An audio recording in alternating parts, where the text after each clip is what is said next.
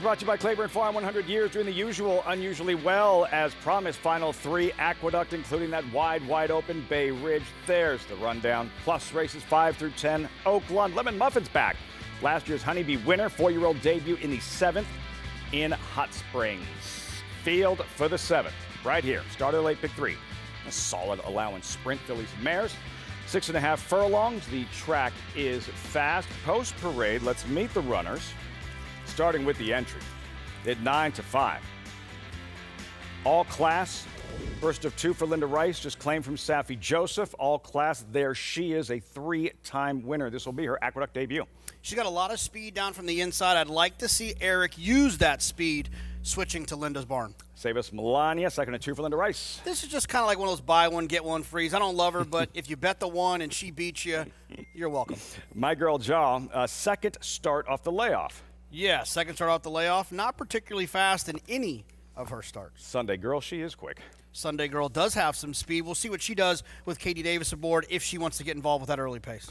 On command, Davis, siblings to break side by side. Feels like last time was the time. She really jumped up and ran one of her lifetime bests. Will she do it again? Points is points. Debut winner last fall, Keeneland, first race since. I thought she was going to be a huge favorite in here. At 4-1, I would run to the windows. Interesting. Then Adelisi's Smile, an outsider. Yeah, has a little bit of early speed, but she's just kind of in the middle, doesn't really have enough to do anything with it. Would who? The Shadwell, homebred for Todd Pletcher. Unless they turn the dirt into grass quickly, she might be in trouble here. Not likely. Lady Mine, poor break, cost her on the 29th of November. Yes, but it helps when you have a rider who has a literal feature about breaking from the gate, Kendrick Carmouche. On the outside, My Bronx Baby arrives with momentum, having won 2 straight. She's at least going to be a pace problem for someone to her inside. Late pick 3 starts here. Filly and Mare sprinters in the 7th. They're at the gate. Post time, a couple minutes actually, so we have time to welcome in Aqueduct's all-time leading jockey, Richie Migliore, standing by in the paddock. Richie, 6 races in the books thus far. What have we noticed in terms of how these races have been unfolding? Lafitte, it's great to see you. I hope you had a really nice Christmas. Inside speed is dominant. You want speed and you want to be inside. Horses that have run well coming from up the pace are horses that have hugged the rail, stayed inside, and then tipped out when they've had to. I want speed, and I want horses that are going to be close to the rail. And I think that's why the 3 Sunday Girl is very interesting. I do think she has to get a little faster. She looks great physically. Dave Duggan does tremendous work. He and his wife Lara work hard with these horses, and the results are evident. Because their horses have been running extremely well. I think if Katie Davis is aggressive, she can make the lead, hold the rail, and that might carry her against horses that might be just a touch better. The 4 on command from Amelia Green, who longtime assistant to Todd Pletcher. Her horses look great. This filly has some speed too. And one thing about Dylan Davis, we know that he's been very in tune with track biases. She might get the paddock or the appearance pick, if you will. The 5-point is points makes a lot of sense, but she did break a step slow on debut and rallied from off the pace. She ultimately may have the most natural ability, but I don't think her style fits today's racetrack as much. I think she could be up against it, at least tactically. And then a horse on the outside that is stepping up in company that you got it, but you got to respect a horse that has run 10 times, 9 times on dirt with 6 wins, a second and 2/3. So basically 9 times 1, 2, 3 with those 6 wins on dirt. A horse that was bred by Joe DeRico, now raced by Joe DeRico, and a filly that has speed as well. And if Christopher Elliott, sees that the track is playing that way and tries to use that speed, well, then maybe we get a speed duel and we'll see if things change. But so far, inside speed. If I'm a jockey, they got to run where I've been. Yeah, that moving target, JK, and the adjustments the handicapper has to make after watching how things are unfolding on the track that particular day. Yeah, I mean, I've always said I haven't always said it, but I've always heard smarter people than I, including one of the best horse players I've ever known, Mike Maloney, say that if you're going to dance with bias, you better dance on your toes, because sometimes the racetrack can change. I will say this. I would caution people of thinking it's a speed, and Mig touched base on this. It's not just a speed closer bias. It's typically a path bias, but if you're a speed horse, you typically end up on the rail. If you're a closer, you typically end up in the middle of the track. It's more of a path thing, in my opinion, when it comes to bias than it is a type of style of running. It's just a harder thing to do for a horse who is further back. And okay, we want to save ground, we want to stay on the best part of the racetrack, but navigating through all these horses, not every horse is Mind That Bird in Street Sense, and not every jockey's Calvin Burrell. Wow, look at that. Street Sense, Mind That Bird. You threw that together. That's why you're a professional. They should name a race after you. There is a race named after me. Took place yesterday. I will say this as well while we're touching on this with the 7-2 shot to 5 here for Brad Cox. Points, what's the name here? Of course, I've flipped the wrong page. Points is points. Points is points. I always struggle with horses like this that run extremely well on debut after missing the break, because the thing is young horses and sprint races, the paces are usually pretty quick. So did that slow break actually help? Did it kind of elevate, pull him out of that kind of dangerous pace situation? He came running late. Is he a superstar? Is he a freak? You don't know those two things. The other thing I worry about is it a habit? Is this who he is? Is he going to spot this field 2 lengths? I never know how to handle horses like this making their second start. Does that feel cold on the board, given what she did in her debut, given that it is Brad Cox, 3-1 here on Points is Points? It is, but New York is smart money, smart players, and if Mig can tell you that the rail is good, there's a lot of other players that also know the rail's good, and I think that has a lot to do with why the one is taking money. And it's not Black Friday, but it is a couple of days after Christmas, and everyone loves a sale. The buy one, get one free with the 1 and the 1A, that always takes too much money. That's your favorite. That is your favorite. Linda Rice with a strong 1-2 punch here. All class, Save Us Melania at the gate for the 7th. Chris Griffin with the load and call post time. Race 7 live from the Big A on Fox Sports 2. There's On Command. On Command. Hesitated briefly, now goes in. My Bronx Baby.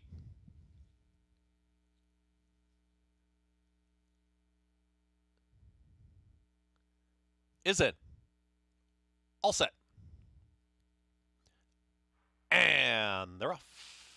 Speed from Adelisa's Smile. In between horses, My Bronx Baby is hard sent from a far outside draw and wants to cross over and will. Sprinting clear was My Bronx Baby and Christopher Elliott. They're up by 1.5 lengths.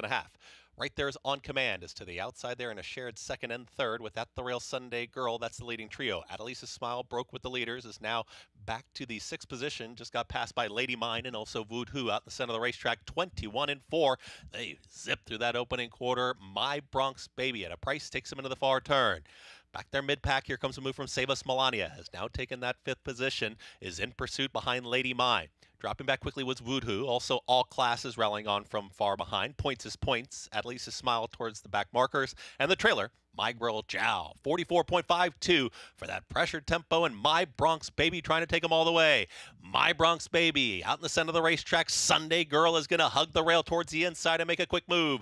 Lady Mine down the center of the racetrack. And Sunday Girl got to the rail, is opening up by 1.5 lengths now to Lady Mine, rolling down the center of the track. Here comes All Classes. Absolutely flying, but Sunday Girl's got a nice margin. Sunday Girl, All Class, down to these two. Sunday Girl, Katie Davis with the victory, All Class 2nd. Lady Mine and My Bronx Baby in 1 minute 15.49 seconds. Sticking to the fence, Katie Davis. Sunday Girl in the 7th at Aqueduct. Good run from All Class. Several paths off the rail, but in the end, too much. Sunday Girl, we pick up the action heading into the far turn. Obviously, you want to point out the winner, the 3 on the rail. But just quickly also, for a little lesson here. See the 1 stuck on the rail 2. Don't let your eyes off of that one. The 3, Katie Davis, stays down on the inside. The rail is where you want it to be. The 9 ended up being 4th at 14-1. That's another indicator that the rail is where you want to be. Now, look, the 1 does come off the rail here and still runs well because they spent a lot of time on the rail. But the 3 with Katie Davis stays glued to the inside, and that was the difference. Geometry came into play, of course, but also that's where you wanted to be on the racetrack. If you're new to bias, think about the beach. That wet part of the beach, it's a little bit easier to walk on than the dry part. It's not nearly as pronounced in these situations, but when you're dealing with these animals, you're talking about tenths of a second that can make a difference. Best footing and the best filly on this afternoon, the Central Banker filly, Sunday Girl, now 4 for 6 overall, and you could tell that Katie Day, like that she was committed. She was going to stay inside come hell or high water. Well, when 98% of your family is a jockey, then you probably know a little bit about when to stay on a good rail. Katie here with Sunday Girl. And for Dave Duggan, 2 of her last 3, 3-1-8-9. And all class, yeah, a valiant effort from the favorite. Just too much Sunday Girl on this afternoon. Yeah, too much Sunday Girl, too much of a great ride by Katie Davis as well, I think, to make the difference. Eric did everything you're supposed to do. He stayed down there as long as he possibly could. I suppose there's a world in which a critic who bet the 1 could say he could have stayed down there and followed her, but that was a smart move. You're 6-5. You spent as much time on the inside as possible. Stay there, tip out, make 1 run, and that's exactly what he did. But Sunday Girl, she was sitting on a nice race anyways, but I think that that being down on the inside helped her quite a bit. Productive filly. Katie Davis, all smiles, back to the winner's circle. 3-1-8-9, 6-1. Sunday Girl strikes to kick off the late Big 3. Big A plus when we come back. Final weekend of 2024 at Aqueduct. Paris Stakes races tomorrow included the Alex Robb for New York Breds. El Grande El, the one to beat in a groove, seeking a 3rd straight in the Saturday Go feature. We'll be right back.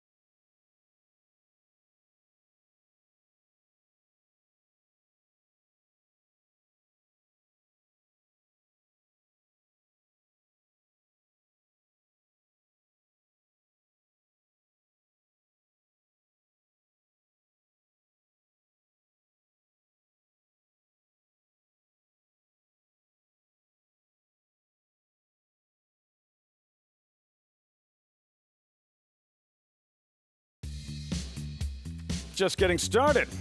America's Day at the Races. Welcome back. Coverage, as always, brought to you in part by Naira Bets. But any track, anywhere, anytime, visit NairaBets.com or download the Naira Bets app to get started.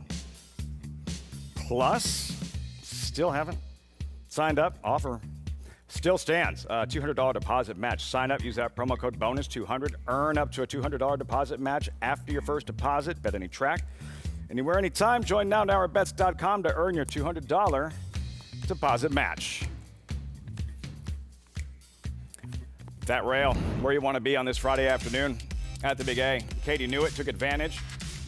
The smiling assassin back in the winner's circle at 6-1. Sunday Girl in the 7th, JK. Yeah, it was an outstanding ride. It gave her her mount the best opportunity to win, staying down on the inside. And look, you'll watch the next race pretty closely. Identify who ends up down there to see who's paying attention. But also, if you're handicapping this race, it's not always about as easy as, oh, I'm going to find the 1 horse, the 2 horse, and the 3 horse.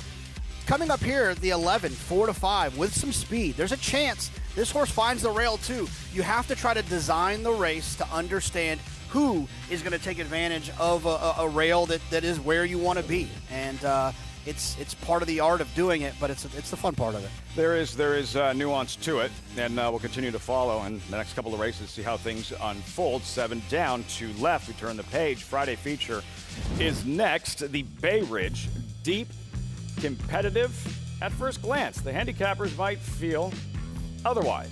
With Sterling Silver now a 4 to 5 favorite with about 18 minutes to post. Sterling Silver, trustworthy in your opinion, JK? Yeah, I think so. Very consistent, tactical, well posted, runs about the same race every time. You got to like everything about Sterling Silver. I was in love with Cruz de Catalina, but with that horse scratching, I got no problem leaning on the 11. The feature next here. Tomorrow, a couple of stakes races. Among them, you have the Alex Robb for New York Breds. There's the field.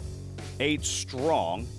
And the favorite, number 3, El Grandeo, 8 to 5, JK, 2 sharp wins, sprinting following a 7-month layoff and a serious player going into tomorrow's Alex Robb, back in the stakes mix for El Grandeo. Absolutely, and when you have a horse who's just been consistent, as this one has been, you like to think that consistency can stay going. And the other thing, too, is this horse has some tactical speed, and the way that this racetrack's been playing, that's definitely something you want to take advantage of. Not so much because I'm one of those people that thinks that speed is what you're looking for, but what you are looking for is a horse that can take advantage of a racetrack by getting themselves into that position. And you see, the distance, those 2 sprint wins, but Linda Rice indicating, she says, El Grandeo, he can be just as effective at a mile. He can be just as effective at a mile and an 1/8. So no concerns there from Linda Rice in terms of how good he'll be stretching out, even though he's been real sharp sprinting in his last couple. Yeah, I mean, I think a lot of people think 7 furlongs is the most complicated distance for a racehorse in terms of that kind of uniqueness of a horse that likes it. I think 6.5 is tricky too, and I think that if he can run the way that he's been running there, he'll be fine with the mile. That's coming up tomorrow. We'll have it for you right here on America's Day at the Races. The Alex Robb, one of 2 stakes races on the Saturday program at the Big A. Meantime, shifting gears, Oaklawn Park in Hot Springs, Arkansas, race number 5. Post parade for this $100,000 allowance optional claimer. 6 furlong sprint, 3-year-olds. $133,000 purse. $133,000, but I'll give you $133,000. Lafitte, if I remember, you don't like the name of this horse. I don't. The one that just passed. What's his name? Proprietary Trade. It's very hard to get out. Proprietary Trade. Can't do it. Henro, much easier. And the Iowa Derby winner. And then Booth, Eric Asmussen, riding for Dad in the Heilig Roads. Absolutely. Ran extremely well last time. Has a huge debut as well. And I always root for the Heilig Roads because they got that burnt orange in their silks. By Matoli. Booth and Save the Trees, who you just saw. Easy to spot is Glengarry, a quick Iowa bred. Yeah, has some early speed and could be a real problem for the favorite. Number 7, and this is Usker, Oaklawn's leading rider, Christian Torres aboard. Yeah, Christian Torres, a very aggressive rider with a horse with some tactical speed, could also be an annoyance. A Time for Truth, who ran 2nd in the Arkansas Derby behind Muthen, the Derby winner, Mystic Dan. Yeah, that's a heck of a byline there. Hasn't been running particularly well in his last couple starts. Molly's Town on the far outside with Manny Esquivel. Another one. This is an illustration of why Oaklawn is so tough. There's so many horses that are so competitive, that are coming from so many different places, that at one point had races that could win this race they're running in. Molly's Town is one of those as well. We'll have stats on that later on in the broadcast as far as where horses have been shipping from, where horses had last raced that have been winning early on in the Oaklawn meet. It's become this terrific melting pot, and that's what's going to happen when you're giving away on average of $950,000 in purse money. Yeah, it's the purses. It's also the geography, the location, right? Horses from Texas, from Oklahoma, from obviously Arkansas, from Louisiana, from Florida, from New York, and even from California. It's just right there in the middle, and it makes sense financially to ship your horses there. And we have boots on the ground at Oaklawn Park. We welcome in Paulie LaDuca, standing by trackside at Oaklawn Park. Paul, this is an exciting race here, an important race, really, considering some of these 3-year-olds that did compete in some of the bigger 3-year-old races earlier this spring and summer. Yeah, you're right, Lafitte. This is a pretty salty group coming back in here. You can even go to the outside horse in here, Time for Truth for Ron Moquette, who's very good first time out, and then it was in the Arkansas Derby. So this is a salty group. But I'll start with the 2, Henro. You know, there's 2 closes in this race, Henro and the 4, Save the Trees. The rest of the horses in here are going to be gunning from to the front end. So Henro is a horse that is 1-for-1 over a wet surface. This is going to be his 4th racetrack in 4 starts, and 5th racetrack if you consider Prairie Meadows in 7 starts. He won the Iowa Derby at a mile and a 16th. You just wonder, he's so consistent. Is he going to keep staying this consistent at 2-1? Now, the 3 Booth for the Asmussen crew, Eric this time, and Steven. You know, I was walking in actually with Eric when we came in and asked him how the track was, and he said he couldn't believe it. I'll tell you guys right now, it was an absolute downpour here yesterday all day. So kudos to the crew to get the track ready. Eric said he worked over it this morning. And like I said, it's muddy, but they did the best they could, because I thought it was going to be soupy, and it's not at all. So the 2 and the 3 are getting bet. And you look at the 5, Glengarry, who is very, very quick. Another horse that comes from Mahoney Valley, too, as well, for Doug Anderson. There's Time for Truth on your screen. And if you look at Time for Truth, at that time, he had run the fastest buyer in his first start, Lafitte. So I think he's going to be ready to roll. But I just can't believe the 4, Save the Trees, is 10-1. So that's where I'm going to go with my money.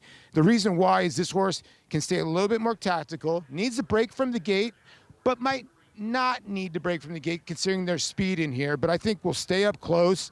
You know, last time got rushed by Luis Saez, and it just didn't work. I think Ramon Vasquez, if he sits, he'll get the pace to run into, and I'll take the 10-1. Good stuff, Paulie. Save the Trees, 10-1. JK, yeah, here's a 3-year-old gelding who was 7-2 against the likes of domestic product in the Dwyer. He hasn't lived up to that type of potential, but against these horses and the way the race figures to shape up, as Paul pointed out, perhaps a live outsider being ignored. Yeah, I mean, he hasn't always broken particularly well, but I think that could actually fall into his lap in this one, and he's 10-1. I've got no problem with that one, and I agree. I think the pace is going to be fast. I am hopeful, though, that the 3 Booth doesn't have to make the front. I'm hoping that he's tactile, he can stay connected. I think he might be the best horse, at least maybe not right this second, but maybe in 3 minutes we'll think he's the best horse. And I'm just hoping that with Eric Asmussen, Steve Asmussen, he can take back a little bit and kind of and stalk. I wish he was drawn a little bit further outside, but I can't get away from his debut. I thought he was sensational in his debut at Keeneland, and I thought that he ran pretty darn well last time. So I'm hoping he can get back to that. And this has nothing to do with my pick, but man, those burnt orange silks just really get me going.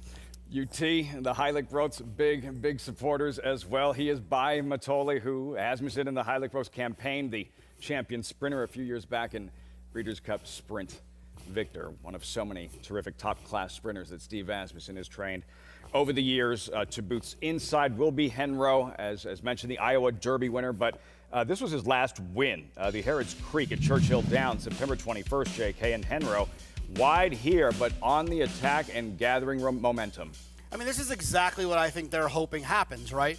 There's no Valentine candies in here to really cook it up in front, but kind of that take back, make one run situation. I think that they're hoping that that's exactly what happens. One thing to keep an eye on at Oaklawn, just because of some of the different situations and the high-priced allowance races, so on and so forth, you'll see horses leaving stakes races without Lasix coming to these allowance-type races and adding Lasix. Henro will be getting Lasix again and has some really nice performances back when he was on Lasix. So Henro is one that is going to be dependent on the pace being fast. Honest is not going to get it done. Honest, one of these other speed horses will win. He needs the pace to be fast, and if it's fast, he will pick up the pieces. I just have a hard time when so many things have to happen, taking 5-2. The track dictating the outcome of races and how races are unfolding here in New York. The track is a factor at Oaklawn Park, a muddy track, and towards the outside, this is Usker at 4-1, number 7. 2 trips on wet tracks victorious in both. Muddy track here again. This is another factor here that these 3-year-olds are gonna play a factor. Yeah, it's tricky, right? The sloppy racetrack, muddy racetrack, depending on where it is.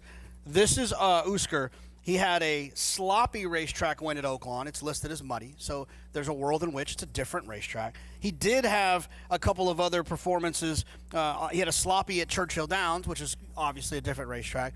If you want to bet this horse, I would take it as a positive that he's run well on racetracks listed with moisture in them.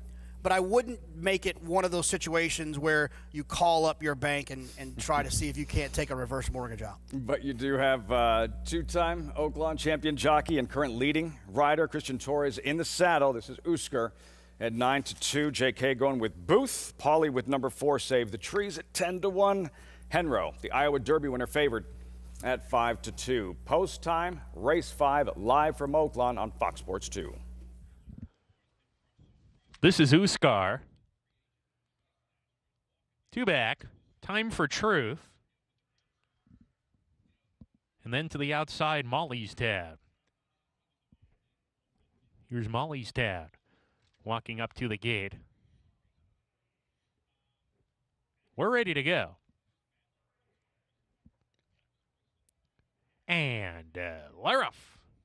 Booth, Glengarry stride together on the lead in the first part. Glengarry with a short edge now. Booth takes a hold down on the inside. Mollystown is not far off as well. This is Uskar in the 4th position. Now a joint 3rd with Booth. This is Uskar moving forward to be level with Booth. Just a length and a half off Glengarry the Gray, who gets to the rail and shows the way. Time for Truth, Proprietary Trade there side by side, and a gap of 4 to Save the Trees and Henro. They will attempt to do their best running later. They hit the far turn, and it's Glengarry, the leader by about a neck. Mollystown hounding from the outside, a length and a half to This is Uskar and Booth. They're side by side. Proprietary Trade is splitting that pair in the 2 path as they round the turn. Proprietary Trade getting closer. On the outside, Time for Truth is sent along. Henro's beginning a move, trying to get outside of horses. Henro at the top of the lane. Glengarry has lost the lead to Mollystown, who kicks on. This is Uskar right up alongside. Booth is right behind the leaders, looking for racing room. He's got run. He's going to find a seam. And Henro on the grandstand side, surging past runners fast, and Henro has taken the lead with a 16th to go. Henro from the back of the field pulling away to win it. It's Henro loving the slop today. Photo for 2nd, Glengarry, who fought very hard to be in the photo with Mollystown. Booth with an unlucky trip in 4th. Just covered in mud. Doesn't bother him a bit. Now 2 for 2 on wet tracks. Henro, the Iowa Derby winner, strikes in the 5th at Oaklawn Park from far back. Yeah, look at him, he's covered in dirt. You look at him on the far outside with the purple cap. You look at all the clean chests of the horse to the inside. That's exactly how they drew it up. They let everyone else go. We'll just kind of walk away from there. They'll go fast, and we'll mow them down, and we'll win easily. It's exactly how they drew it up. Some congestion, bumping and grinding and trading of paint as the horses straightened out into the stretch, JK. I don't know that who was most impacted. Maybe we'll get another look. Henro, though, out in the clear, unaffected, turned it on late and ran them all down. Yeah, I mean, whatever happened, it only mattered for 2nd or 3rd. Inquiry. This horse was not losing. Take another look at the stretch. Hopefully we can catch what was going on. Just off the top of the stretch, again, this doesn't involve the winner, Henro, but an inquiry. What do you see here, JK? You can see in the highly bright colors, they're going to tighten up on him. Yeah, I don't see anything where I feel like the 5 was on the rail, who probably came out a little bit. The 1 probably came in a little bit, and the 3 probably was in a tight spot that they might not have wanted to be in. I don't see any real issues there, just kind of some. That's what happens when you put 3 1,000-pound animals with 100-pound men on them in a situation like that. They weigh a little more than 100. Well, yeah, a rounding down. Riders up here at Aqueduct. Bay Ridge, the Friday feature. New York bred, filly and mare, 1 mile the distance. And wow, odds on 3 to 5. Sterling Silver, Sear in the post parade, 6-1, drawn inside their Stonewall Star. Yeah, has some 4 races back, has a nice couple of dirt races. I think this horse is interesting at a price. Lisa's Vision, 4 lifetime wins, all on grass. Midtown Lights on paper, overmatched. On paper and in the flesh. Midtown Lights, 26-1 long shot side by side. Golden Rocket, last month's Staten Island winner. I'm the wrong person to ask. I always root for the Cantermossis. And this is a horse who ran extremely well last time. Does need to get a little bit faster. Silver Skillet, Kendrick Carmouche seeking a 5th win in the Bay Ridge. More on that in a moment. There's the 9, an outsider in Bon Adieu. Katie Davis looking to go back-to-back. Yeah, look, I mean, I would imagine Katie's going to try to find her way down to the rail as quickly as possible. That might not be enough. Sweetest Princess, Manny Franco takes over. Has run sneaky well in the last couple of starts. If everything kind of goes this one's way, 16-1 seems easy. Sterling Silver, strictly the one to beat. Just the most accomplished horse, the most trustworthy horse. A lot of things in Sterling Silver's favor. And finally, Call Her Bluff to the outside for Rudy Rodriguez. Eric Cancel finished 2nd in the 7th race here at Aqueduct. If the rail is good, Eric's got a long way to go from way out there to get down there. The field for the Bay Ridge, $100,000 purse. 3 minutes out, we check in with Richie. Yeah, guys, and just kind of going along with the same idea about the racetrack, but, talking about horses from a physical perspective, Stonewall Star from the inside looks tremendous. Now, she doesn't have quite the amount of speed to make the lead here, but Dylan Davis is a guy who's shown that he's consistently on point when it comes to track biases. He's already got post 1. I don't see Dylan straying from there. Now, we see the horse doesn't need to have the lead, but I certainly would want to get down to that moving sidewalk, right? That's what I feel like we have today. You're in the airport, you're trying to make your connection, you're running along, you hit that moving sidewalk, and it kind of shuttles you along. I think that's what we have here today with the inside portion of this Aqueduct racetrack. And I think Dylan will sit there. I think everybody else is probably getting the idea in their head that they got to be forward, and maybe you get a little hotter pace, and if he can work out a trip and stay on that inside and get through, she looks fantastic from a physical perspective. Love what I see from her on the warm-up. The 6 Silver Skillet can be forward. Her first step out of the gate, usually not her best step. She's not a sharp breaker. She has some natural speed, but sometimes she puts herself at a bit of a disadvantage because she does not leave the gate running. It takes her, about 5 or 6 strides to really kind of find her footing. The 10-horse, Swedish Princess, boy, she looks outstanding. Dappled out for Fernando Abreu, who does great work. For people who aren't as familiar with Fernando, he was a longtime assistant trainer to the late, great Alan Jerkins. She's got a good aggressive warm-up, and she's a horse at times has laid right up on the pace. Manny Franco's aggressive. At a big price, I do think she'll outrun her odds at 15-1. Then you got your favorite, Sterling Silver. At 5 years old, soon to be 6, all thoroughbreds turn a year older on New Year's Day, no matter what their actual birthday is. She's never looked better in her life. She carries better weight now. Her coat's got that rich, resplendent, hydrated look to it, which is a little harder to discern with gray horses, but it's absolutely positive. She is the best horse in the race, but she's drawn outside. Maybe it doesn't matter. Maybe she's just too good, just better than this field. But if she gets a 3-4 wide trip, I think it could be a detriment at a very short price. So I'm going to go down to the inside with Stonewall Star and hope that moving sidewalk helps get her home. Richie going with Stonewall Star. Sterling Silver. Will the track, will her post work against her? Remember, she was an odds-on favorite in the Empire Distaff, JK, and ran well, but Venti Valentine ran a little better. Yeah, I mean, I think it's more, to your point, I think it's more of a Venti Valentine thing than it was a Sterling Silver thing. I also don't feel like there's any Venti Valentines in here. I think that kind of makes the difference. So while it was disappointing at odds on, she got beat by a nice horse. Not a horse that you'd feel embarrassed to be beat by. And like I said, not one that I feel like it exists in this field. And how do you feel watching how the races have unfolded today and her post? She does get a break with 3 scratches to her inside, does Sterling Silver. Well, this is one of those situations that I talked about earlier where I quoted Mike Maloney on dancing with bias and doing it on your toes.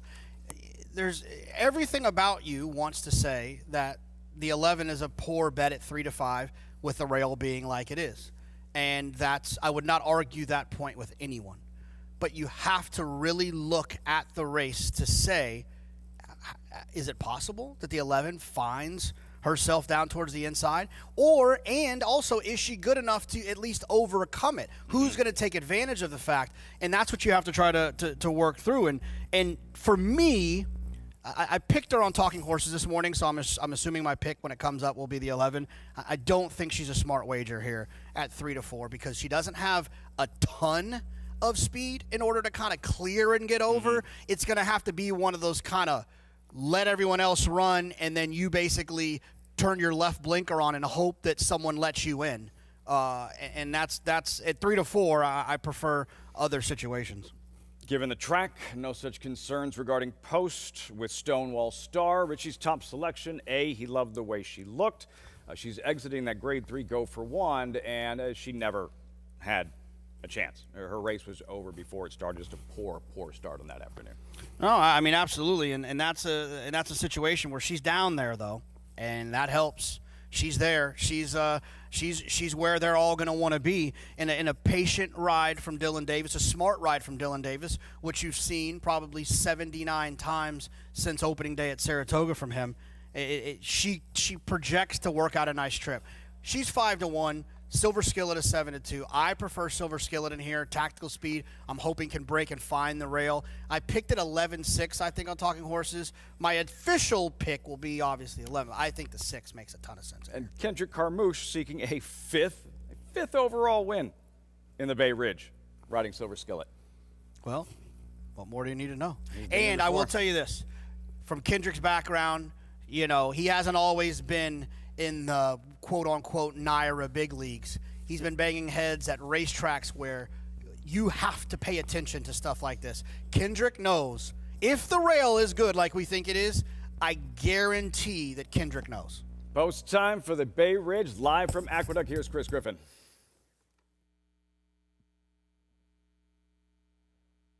Goes in, all set for the Bay Ridge.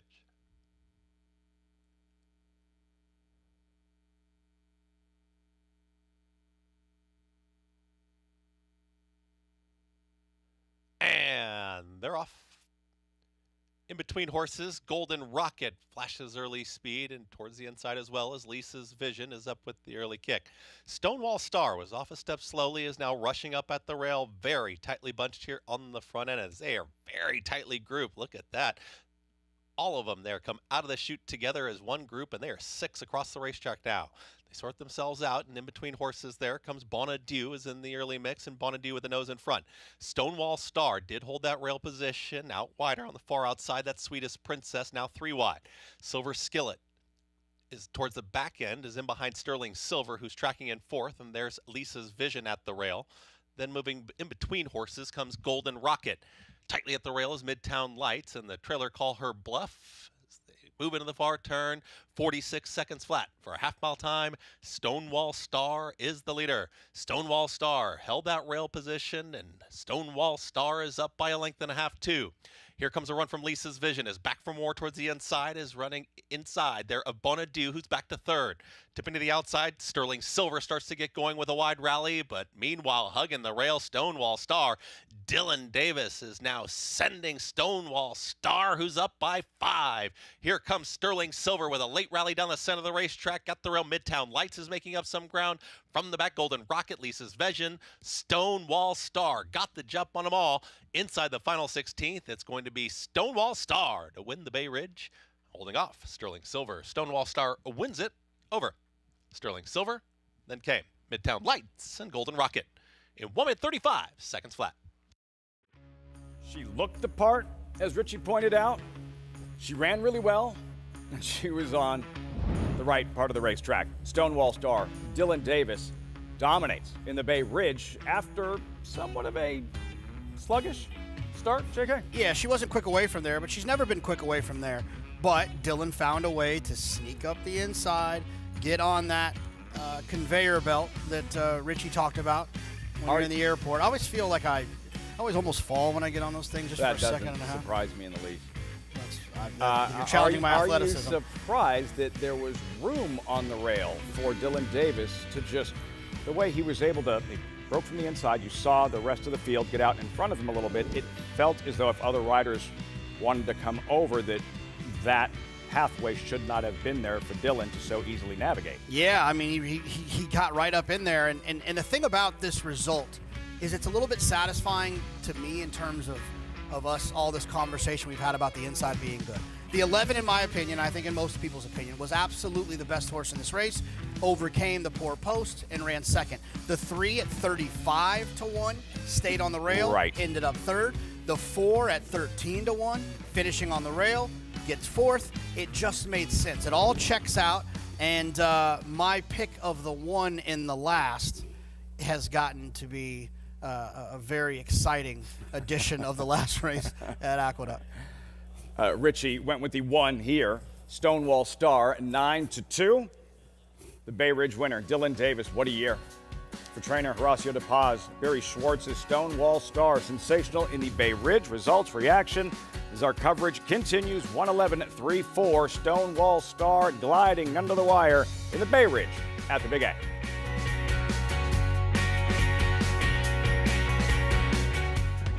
Idiomatic in front, 16th to go in the Juddmonte colors. Florent Giroux aboard. Idiomatic to win the Grade 1 Juddmonte Spinster. Idiomatic is taking the lead. Clippier trying to squeeze through, but it's going to be Idiomatic to win. And Idiomatic just opens back up here with every stride. No catching. Idiomatic winning the Juddmonte Spinster for Florent Giroux. Curling, the classic sire. Horse racing? Check. Weekly promotions? Got 'em. Huge payouts? You bet. With Naira Bets. Download the app today and bet on any track, anywhere, anytime with live HD horse races, betting tips and tutorials, expert picks, and more. You bet with Naira Bets. Join now for a new member bonus at nairabets.com. Introducing Peace and Justice, new to New York in 2025. A proven sire with 200 winners, 16% winners lifetime, and one of only 2 New York-based stallions to have a graded stakes winner at Saratoga in 2024. Now, with 3 different racing surfaces coming to New York, and with New York breds running for equal purses as open company, Peace and Justice is the sure choice for 2025. Peace and Justice, now standing at Irish Hill and Duchess View Stallions in New York. There's a big, bold, beautiful world waiting to be explored by you and your friends, of course. But not just any friends, the best of friends. The kind of friends who let you do you. Because in this world, it's positive vibes only. And when you get in the zone here, you stay a while. These aren't just good times, they're the best of times. And your time is now. So come explore. Resorts World.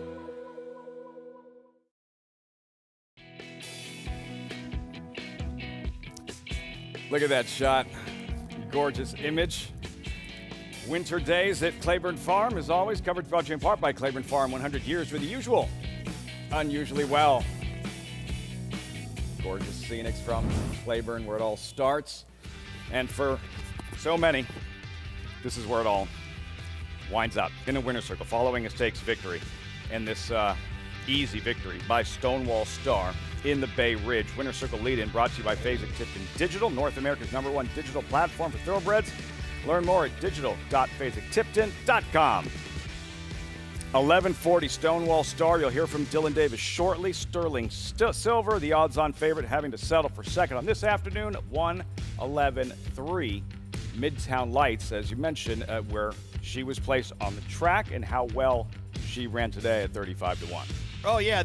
I think so many people make the mistake of being like, oh, there's been a lot of winners from the rail. No. It's when horses that you cannot figure spend time down there and outperform. And that's exactly what happened with the 3. I'm just still surprised that that space was there, given how far she broke back the rest of the field. Nobody really took that space.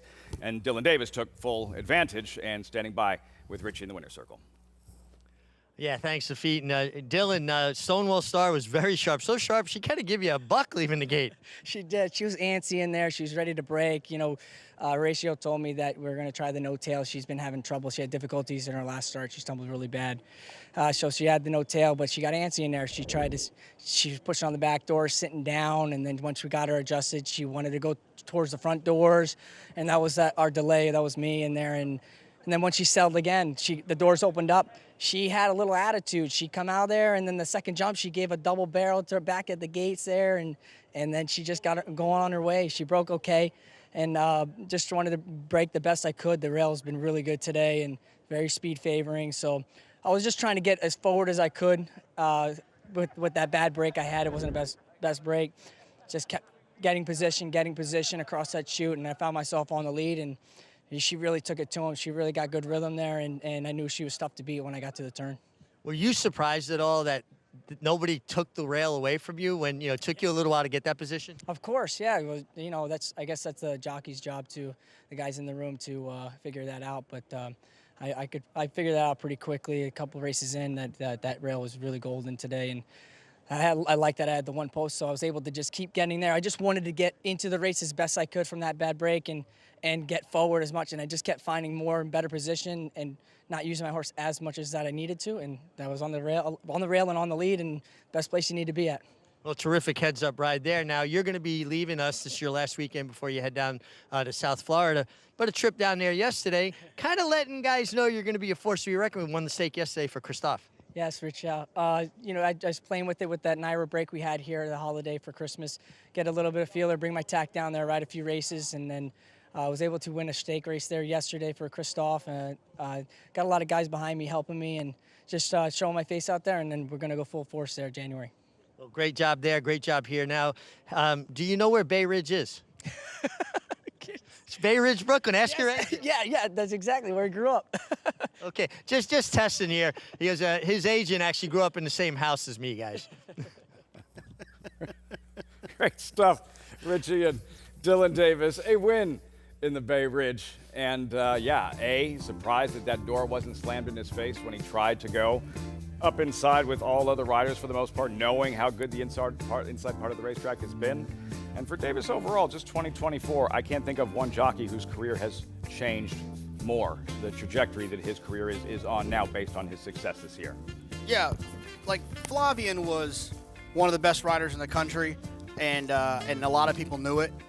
I think he put himself into that kind of Hall of Famer conversation eventually in his career of being one of the best ever. So you don't want to take anything away from Flavian.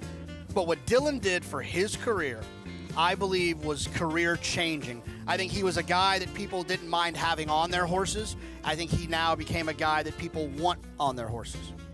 Dylan Davis, and headed to Florida. But first things first, a stakes win here at Aqueduct on this Friday afternoon. And we have much more coming your way. The nightcap here from the Big A. Horses on the track at Oaklawn, 6 minutes out. And more on Dylan Davis in the spectacular 2024. He continues to pad his stats. A win in the stakes race today at the Big A and off to Florida before long. You're watching America's Day of the Races.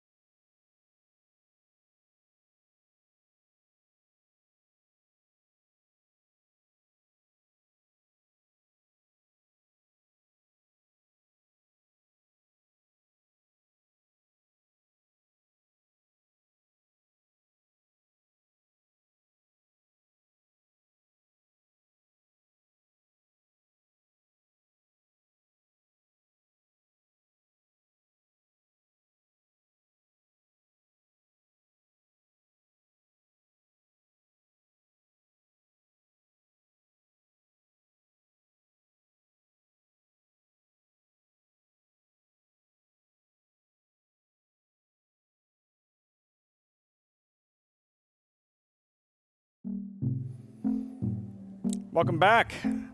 America's Day at the Races on Fox Sports 2. Live look. Hot Springs, Arkansas, Oaklawn Park. Gearing up for the 6th race. Starter allowance sprint. 6 furlongs, 3-year-olds and older. The post-parade moments ago, you're looking at a 1-2 favorite. On the outside, Disco Ball. There's Spankster drawn inside with Manny Esquivel. Once upon a time, like a long time ago, the source was supposed to be pretty good. He just kind of never really turned out to be too much. Devil's Tower, who's a 17-time winner. 17-time winner, a lot of speed. Speed always dangerous at Oaklawn and racetracks like this. Circleback Jack, a 17-1 winner, his first start of the meet. Yeah, ran extremely well last time off of that break since September. Seems to be going the right direction. Breslau, 7-time winner, 4 of those at Oaklawn.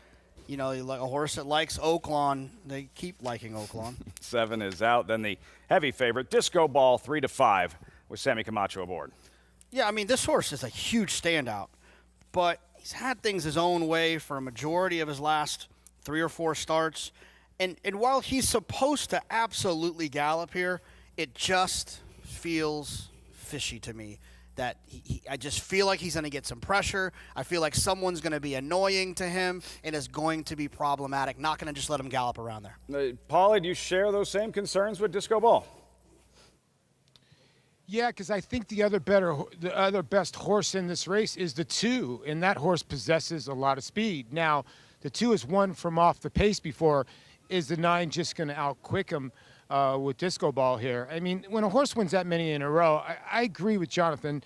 He's just very fast, but he's never been contested. So when he gets contested on the front end, he folded one time at Del Mar, but he looks tough in here. But when you look at the 2 in here, for Chris Hartman, Armando Hernandez, Devil's Tower, this is a horse that's 7 for 9 over wet tracks. And I think that's something you just cannot ignore. So can he rate off the 8 and maybe try to run him down? Because I think Francisco Arrieta would be committing suicide if he tries to get underneath the 8 in here. But it depends how aggressive Sammy Camacho is with Disco Ball. And you're right. I think if they do lock horns and something crazy happens on the front end, it's Spankster for me, because I just think he's got the quality. His one win was monstrous over the mud. So I get it. Every racetrack is not the same when they're muddy, but if they're going to launch from way back in the 8 and the 2, or they start getting in a little speed duel, Spankster's the one that's going to be running late. But I find it hard to beat the 8, but I do think the 2 will give him everything he can handle. Race shape, everything here, Jonathan. Yes, as you illustrated, and Paul agrees. Yeah, Disco Ball, he's fast, and he is an odds-on favorite, and understandably so. And when he does establish a clear early lead, this is what he can do, even though this lead is diminishing late at Churchill Downs, his most recent December 1st. Yeah, absolutely. I mean, when he gets comfortable out there and he gets brave and he has things his own way, this is what he does. And look, I mean, in his last 4 starts, I'm not trying to take anything away from the horse. I mean, he probably wins this race. But this is a pari-mutuel gambling game. And when the horse is 2-5 in a race in which it feels like he's going to get pressure, I have a hard time leaning on a horse like this. I think that if you're playing multi-race wagers, this horse is so singled that you get value on anyone else in here. I think if you like a lot of things the rest of the way and you think Disco Ball is just much better than these, he's a very singleable horse in that regard. I just don't trust him. I just don't trust him at a short price, and I just don't think it's worth it to take him in this spot at this price. Disco Ball, so I'm sorry, where's the pivot to? I mean, this is a situation where, like, if I don't like the 8 because the 8's going to get pressure from the 2, then I can't necessarily like the 2 either, because he's going to get that same pressure from the 8. I understand Paul's point. I would look for a horse like the 6 at 7-1 to potentially kind of take back and take advantage of them maybe hooking up. Look, this race is one of those situations where it depends on what your goals are. You know, if you want to try to beat Disco Ball and you've built your whole day around it, let's go get it with the 6 here. If you want to play the pick 5 because you like other horses late, then we can do that too. I think this is more about what you want to do. So let's watch that early on. Numbers 2, Devil Tower, and 8, Disco Ball. Disco Ball, how much pressure applied early on? We're about to find out. Post time for the 6th, live from Oaklawn. Go. And let off.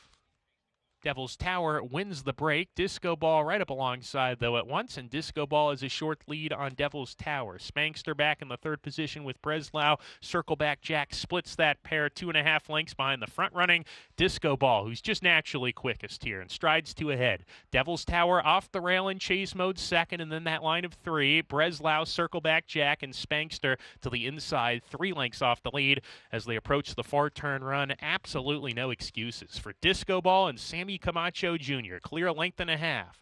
Devil's Tower now shaken up, but Disco Ball extends the lead to 2 once again, and Devil's Tower hard-ridden in the 2nd position. Breslau into 3rd with Spankster, and Circleback Jack has dropped out of it. Top of the lane, Disco Ball. Samuel Camacho Jr. takes a confident peep back. He's got to like what he sees as he turns for home. Still got plenty of horse here. Devil's Tower in the 2nd position. He is running very hard today. He's trying ever so hard to get to Disco Ball. Now Sammy Camacho gets to work aboard Disco Ball with a 16th to go. He gets to the center of the track, but he is clear, and this will be 6 wins in a row for Disco Ball. Disco Ball cruises in. Devil's Tower, he tried his heart out today, but just 2nd best. Photo for 3rd, Spankster, Breslau, and then Circleback Jack. Yeah, big effort, Devil's Tower, but just too much. Disco Ball able to hold on and extend that winning streak as the odds-on favorite Disco Ball delivers in the 6th at Oaklawn Park. I can assure you that at some point this horse is going to get beat. It wasn't today, and look, I wasn't screaming at the top of my lungs that he wasn't going to win. He wasn't a smart play at 2-5. And if you singled him, or if you beat the stock market here and took the 2-5, good for you. I just playing horses like this is dangerous.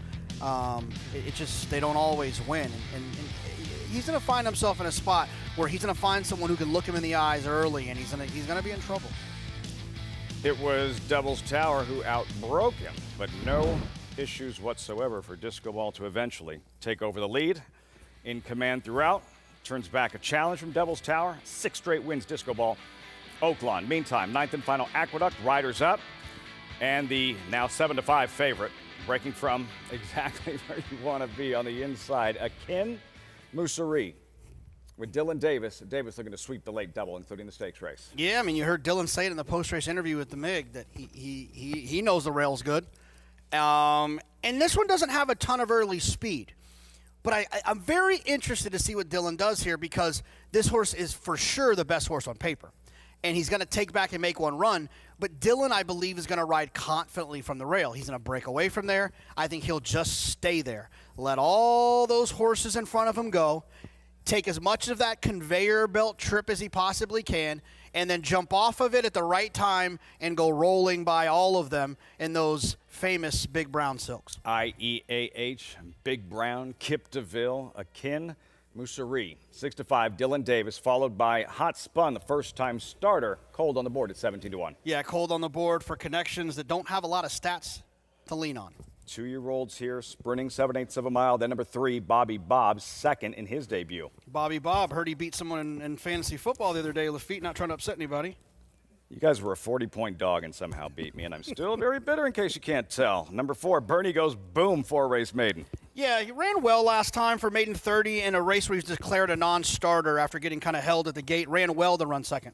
Nico's Derby Run, first-time starter by Outwork. Yeah, another first-time starter, not taking a lot of money for connections that don't have outstanding numbers with first-time starters. Run with Honor, number 6, solid second in his debut. Yeah, took a little money last time, ran well last time, showed speed against maiden 40s. A little bit of deeper waters here. Ready, set, twirl, really needs to step it up. The 8, Arcadian, is out. Tapizar's Temper, 4-race maiden coming in. Yeah, this horse ran a little bit better last time after breaking slowly, but did get a little bit of pace to close into. Number 9, number 10, Premier Crew, tough to make a case for on paper. Yeah, hasn't taken very much money and hasn't done much running. Paz, the soy sauce to the outside. Manny Franco takes over. Yeah, Tom Morley with first-time starter, 6% in his career, 12% was second-time starter. So they run better. He gives them a race to kind of get it all figured out. There's Paz the soy sauce. Manny Franco revving his engines. 11-1. We check in with the Mig. Richie, the 6-5 favorite, Akin Musari. Davis looking to go back-to-back, drawn down inside right where he wants to be. Yeah, and you know, listen, Dylan Davis has shown that he's been very adept at identifying biases early on in the card, which he talked about in the interview after winning the Bay Ridge on Stonewall Star. So he's acutely aware of it. His mount doesn't have a lot of speed, so he's got to hope that he can work out that trip and just stay on the inside. And, you know, I think it's a good idea or a good time to explain to people there's a big difference between a bad ride and an unlucky ride. If you're riding to, you know, take advantage of a bias and it doesn't work out, that's not a bad ride. That's an unlucky ride. You're, you know, got a, you know, fairly large field. We got 10 horses, and you got post one with a horse that doesn't have a tremendous amount of natural speed. You're going to fight the inside. And if it works out, it'll be a great ride. And if it doesn't, some people will grumble and say, well, that was a bad ride. No, that's an unlucky ride. A rider can do everything right, and sometimes it just doesn't break their way. I think he's going to need some luck, but I would guarantee you Dylan is going to do his best to stay down inside and fight his way through traffic. The 3, Bobby Bob, looks to me like a horse that really tightened up off his first start, ran well in that, you know, restricted maiden optional last time with Jose Lascano. I think this horse can show more speed than he did first time.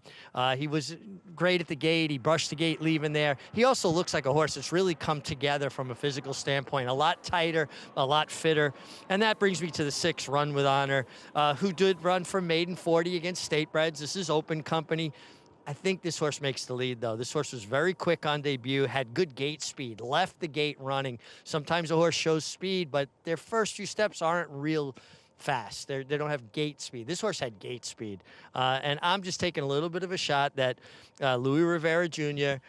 was paying attention in the jockey's room, not playing pool or ping pong, really honing in on the races, and he's going to allow this horse to use his speed and cross over. And then you have to guard that rail as much as possible. Even if your horse wants to drift, to me, it's just as pronounced an inside bias as I've seen in quite a long time, guys. Yeah, it's not just the horses on paper who figure to be competitive anyways. You've touched on a couple of examples in just the couple of races we've covered of horses that are big long shots outrunning their odds because of what part of the track they spent most of the race on. Yeah, I mean, one of the horses I think that would be, I mean, obviously the one I think is going to be able to, with Dylan's going to be able to try to take some advantage. But the horse that I think has the most early speed, drawn the most to the inside, would be the 6, Run With Honor. So if Run With Honor can pop away from there and find himself on the rail, he feels like one that could take advantage of that. Plus, he's an Honor AP. I've always felt like Honor AP got good at 3, so you'd like to think that his offspring are going to get better a little bit further down the line. This is a little bit further down the line, right? He just turns 3 in a couple days, this horse, Run With Honor. So if you're looking for a horse to take advantage outside of the 1, to take advantage of what we've seen being a comfortable inside rail, at least to say the least, I think the 6, Run With Honor, is one of them. Richie's top selection. Quick Colt, perhaps the pace setter early on, something to watch for. Bobby Bob, Richie liked what he saw, and that start from a debut to a horse's second career start, he noticed how he really tightened up and where you can normally expect a certain level of improvement, especially with a young, developing 2-year-old prospect. Absolutely. I mean, this is it's this point of the year where these 2-year-olds really start to kind of turn the table, right? We're used to seeing 2-year-olds in July and August at Saratoga and Del Mar and all the other kind of highlighted places, but this is the moment where they really start to grow up. They can start to change. They can start to turn the table, and sometimes that's exactly what happens. There's nothing in here, though, outside of the 1 that screams, I could be pretty good. Mm-hmm. The 1 seems like he could be pretty good for a trainer who is absolutely red hot. 43% for the meet so far. Ted Williams country for Rick Dutrow. Akin Musari, the favorite at post time. Chris Griffin with the load and call, 9th and final from Aqueduct on Fox Sports 2. A few more left to load. There's Bernie Goes Boom.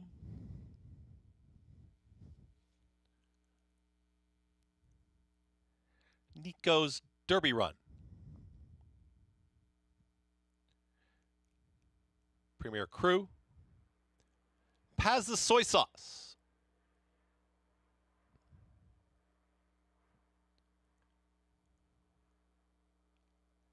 steps in. All set. And they're off.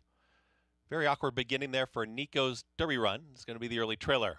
Premier Crew has asked for early speed, and right there is Run With Honor is towards the inside. Run With Honor is quickest, is now up by a neck. Mild pressure from Ready, Set, Twirl, who's tracking from second, now moves in closer. Premier Crew is trying to keep up here from third. On the far outside, Paz the Soy Sauce, just past Premier Crew, has now claimed that third spot. Back there in fifth comes Bobby Bob. Akin Musari is in a tough spot there, is at the rail, is in behind rivals, just got passed by Tapazar's Temper and just had to steady his mid-pack. Right next to that rival comes a Bernie Goes Boom, then Hot Spun, and the trailer, Nico's Derby Run. 22-3 for the opening quarter mile, and down on the inside, it's Run With Honor, who's a nose in front. Ready, Set, Twirl is engaged, is right to the outside. These two are head-and-head through a 45-4 half-mile time. Akin Musari got out of there, is tipping way to the outside, is 6 wide here at the top of the stretch. The leader is Run With Honor, who kicks on. Run With Honor, Ready, Set, Twirl. The closers are starting to make up some ground. Akin Musari with a tough journey moved to the outside and has Run With Honor in sights. Here comes Akin Musari down the center of the racetrack, is rolling now. Akin Musari now puts a nose in front. Back there in second, Run With Honor. At the rail, rolling Nico's Derby Run from way out of it. Also Hot Spun, but Akin Musari, Dylan Davis with another one.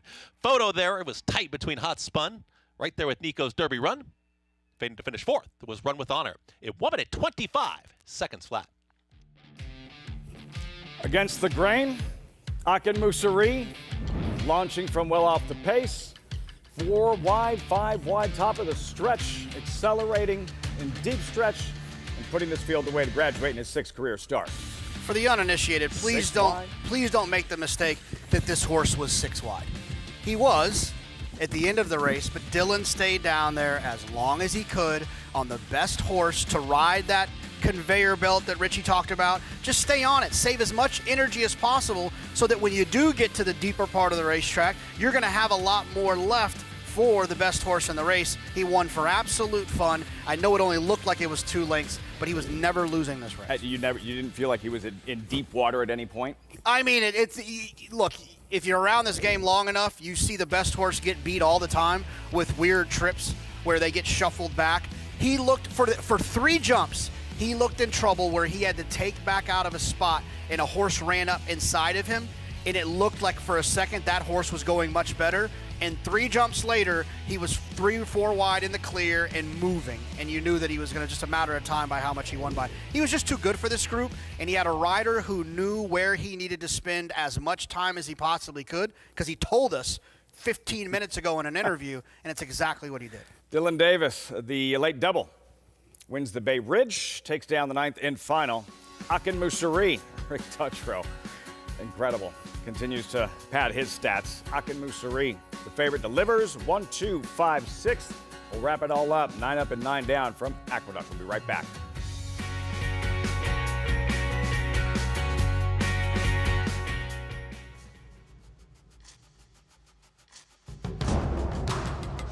Seize the Gray wins convincingly. Seize the Gray. He's going to seize the day in the Pennsylvania Derby. Seize the Gray is still there. Seize the Gray wins the Preakness.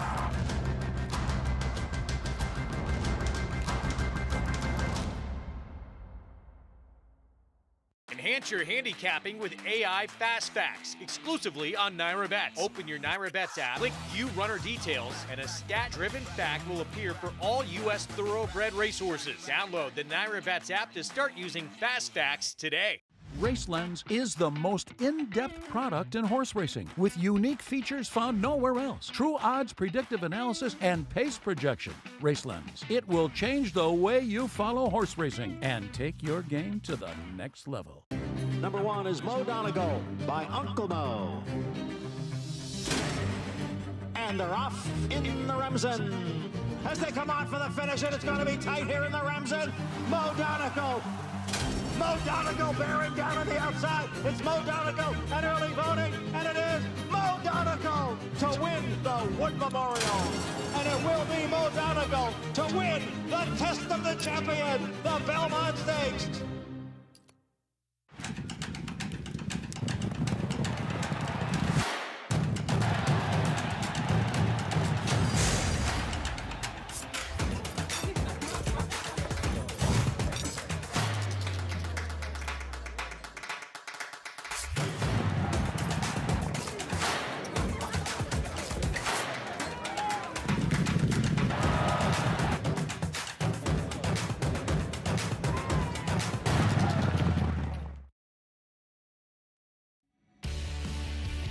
Gorgeous shot there. The Brooklyn Bridge. Welcome back. America's Day at the Races on Fox Sports 2. Brooklyn, of course, where some of the greatest jockeys on the planet have hailed from, like Panama, Puerto Rico, and Brooklyn. Richie Migliori will be joining me on set shortly. And how about Dylan Davis? Born in Saratoga. So much to smile about in 2024. Here, Akin Musari, just now finding his best stride, or about to, JK. I mean, it's refreshing to me. It lets you know that this game is a game that you can use your brain in, where Dylan didn't just have the year he had because he got lucky. He had a couple good mounts. It's decisions like this. It's paying attention like he has in these last two races that we've watched, taking advantage of a bias in the racetrack in which being on the inside was advantageous. He did it twice. And I know he's 6 wide right now in the middle of the racetrack, but it's the first part of this race that made the difference because he stayed there as long as he could to give his horse that nice little breather on that conveyor belt, and it worked out perfectly. Yeah, the numbers, the stats, the meat Rick Dutrow has had statistically just off the charts good. Oh my goodness. Yeah, I mean, outstanding, and it reminds me of his Big Brown run with those silks too. I'm sure it never gets old for him. Oh man, some of those horses, Kip DeVille, Breeders' Cup Mile winner, Court Vision, and of course the Derby Preakness winner, Big Brown. Meantime, how about the leading rider at Oaklawn, Christian Torres, 2-time Oaklawn champion jockey, already with 1 win on the afternoon and aboard a live one in the 7th, 10 minutes out. The 7th from Oaklawn is next.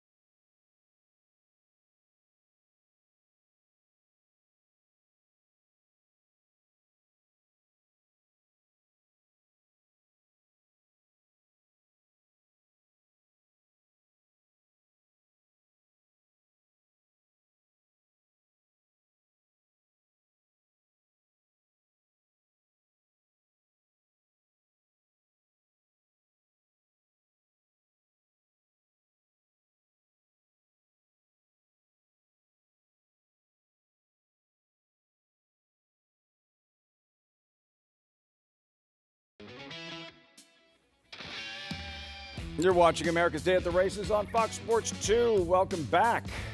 Oaklawn Park.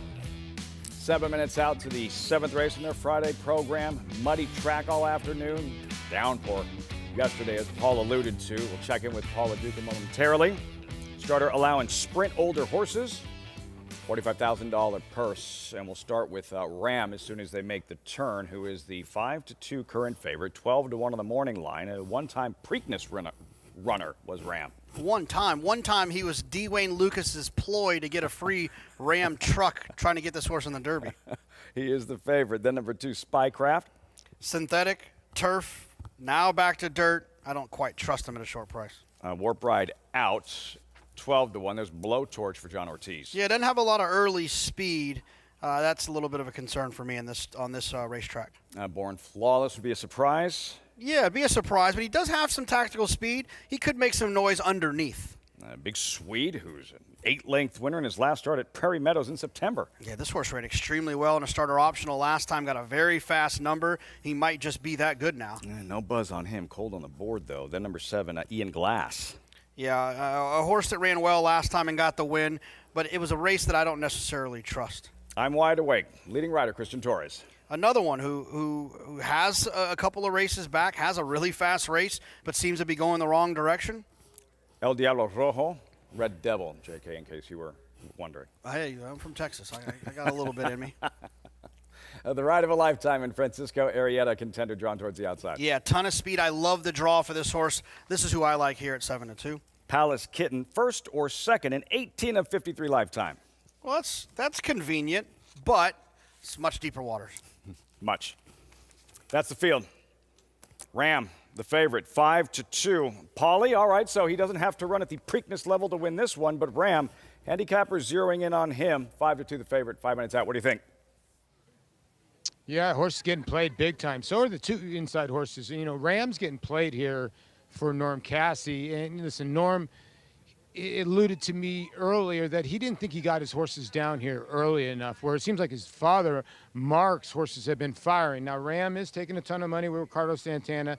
Blinkers are going on, so I think they're going to send, obviously, from the inside. The issue is that you have is, are they going to send from the inside or are they going to rate? This is a horse that just has trouble getting out of the gates. So I think they're going to try to rate, maybe get that good spot, because there's a lot of speed in this race. Now, the 2, Spycraft, does have some speed. This horse won from off the pace last time out, claimed out of the Jason Cook barn, and now will run over a sloppy racetrack where the horse is 1 for 4.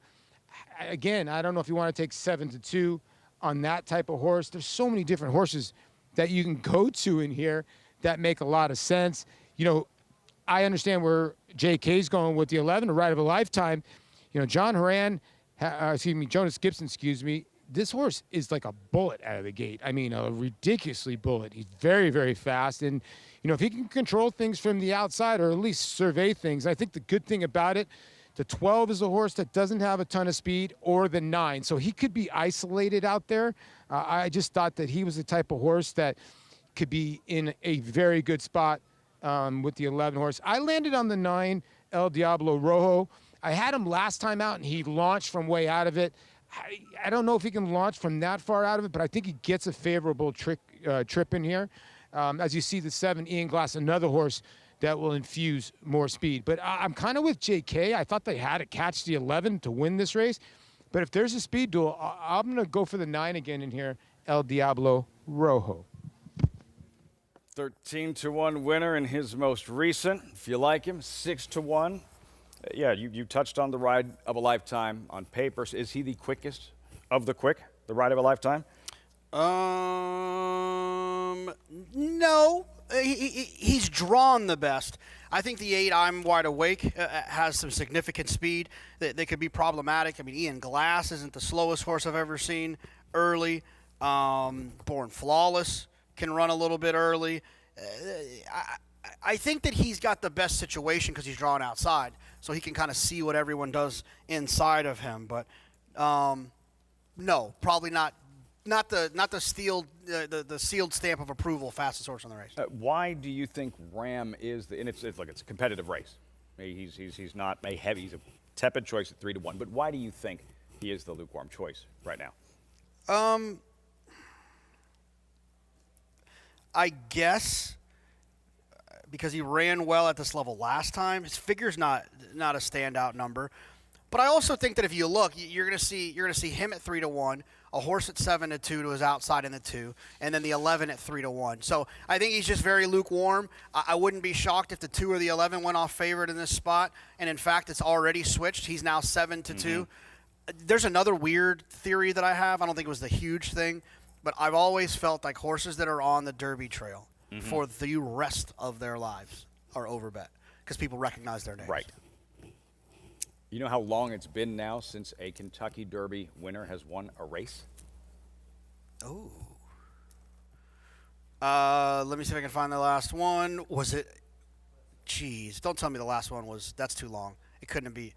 Was Justify the last? No. No, not. You're not far off though. Matthew DeSantis of Naira Bets, who posted this a few days back, it has a calendar count of how many days it's been since the last Kentucky Derby winner won a race.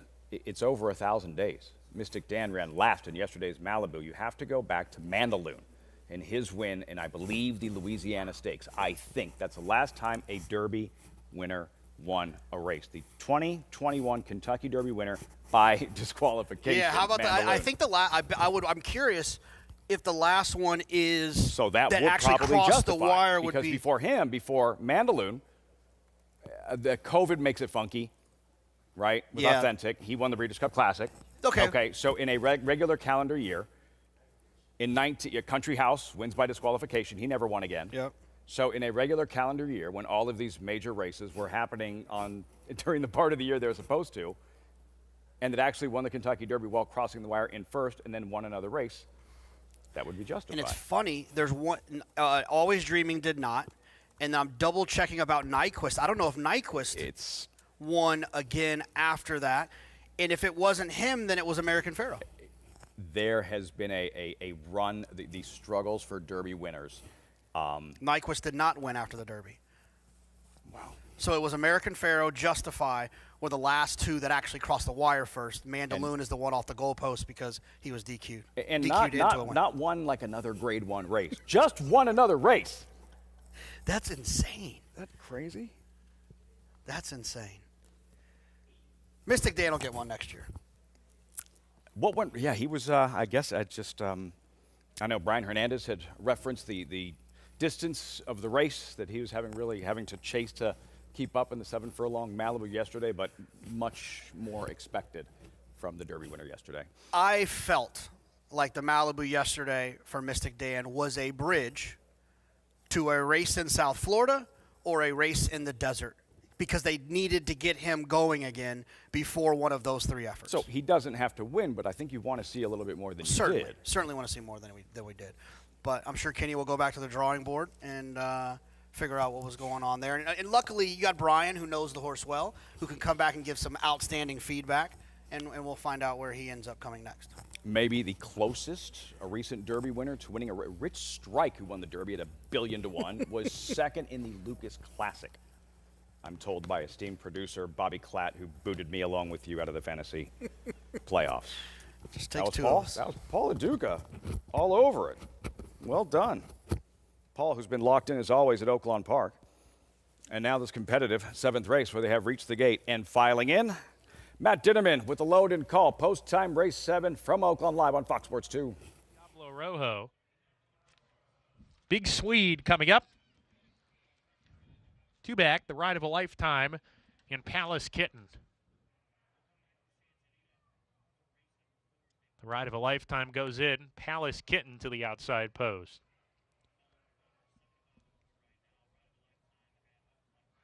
We're ready to go. And they're off. I'm Wide Awake, blew the brake, hopped in the air in his last. The Ride of a Lifetime takes advantage of that and shoots away. The Ride of a Lifetime off the 8-month break is fresh and fastest, leads by a length and 3/4. Born Flawless right behind in chase mode second, Ian Glass to the outside.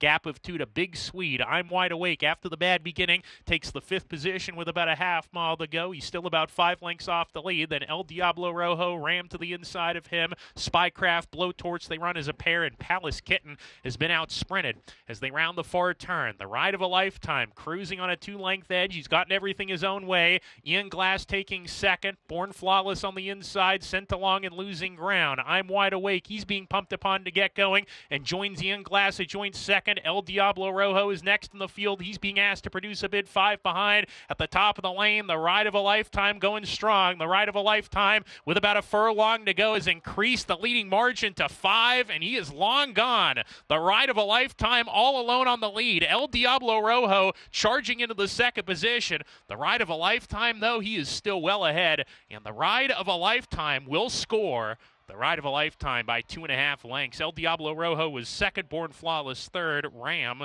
was fourth.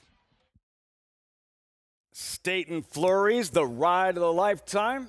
Just too fast to catch in the 7th at Oaklawn Park. I guess he was the quickest of the quick JK. Yeah, I mean, he didn't have to be, but from that outside post, it gives you options. You look to the inside, you see someone hell-bent on making the front, you can ease back, but you can also look to the inside and say, oh, nobody wants it, I'll take it. And that's exactly what happened here with the 11, the ride of a lifetime, and he did it from the outside, he did it easy, and he did it for fun on a sloppy racetrack. Maybe he puts together another winning streak. Had rattled off 4 straight before his latest. He disappointed in his last start. That was last April. All this time off, he was ready to rock and roll on the comeback and flashed that speed and dominates today in the 7th race, Oaklawn Park, the ride of a lifetime. Francisco Arrieta here at Oaklawn Park. We still have a few races left at Oaklawn. We're done at Aqueduct, JK, and based on how the races were unfolding and that the rail was exactly where you wanted to be most effective throughout most of the afternoon. So as a handicapper, now what? Like, how do you treat tomorrow's card? Well, you and I know that the racetrack, the inside is where you want it to be. Mig knows. The riders know. That also means that the track maintenance crew knows. They want a fair racetrack. You have to assume that when a rail comes up biased like that, they're going to try to adjust to fix it. They don't want it to be that way. It's not how you want a racetrack to be. It just happens. It's nature. So it's there. They'll try to fix it. So I would tread lightly, see what happens early. Don't get me wrong, a gold rail can go for a couple of days, but don't make the assumption of what we just saw for the last 5, 6, 7, 8 races is going to be the exact same racetrack you see tomorrow morning when you wake up. Easy mistake, I would imagine, for many after assuming, well, it was like that yesterday, and we're going to stay on that trend until we see otherwise. Horse players love an edge, and when you think you have one, you want to jump on it. And I just would like I said, tread lightly. Look for just watch the first race. And if you see some 40-to-1 shot up the rail, outperforming, then you can maybe think, oh, it's still maybe the same racetrack. But just be careful because it can change. Do it again tomorrow? Yeah, with a couple of flights in between. That's right. So Austin in back, hardest working man in Thoroughbred Racing. Jonathan Kitchen stepping aside. I'll be joined by Richard Migliori. Much more coming your way from Oaklawn Park. Plus, Horse of the Year? Question mark? Torpedo Anna, what a season. What a filly. Nearly becoming the first filly to beat the boys in the Travers in like 1,000 years. Breeders' Cup Distaff winner. Much more on her and her chase for a championship and potentially the Horse of the Year.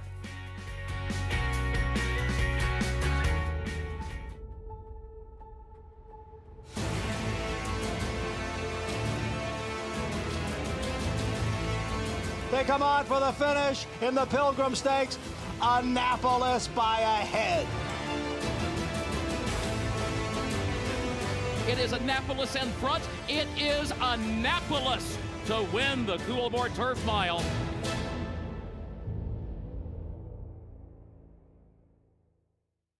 Horse racing? Check.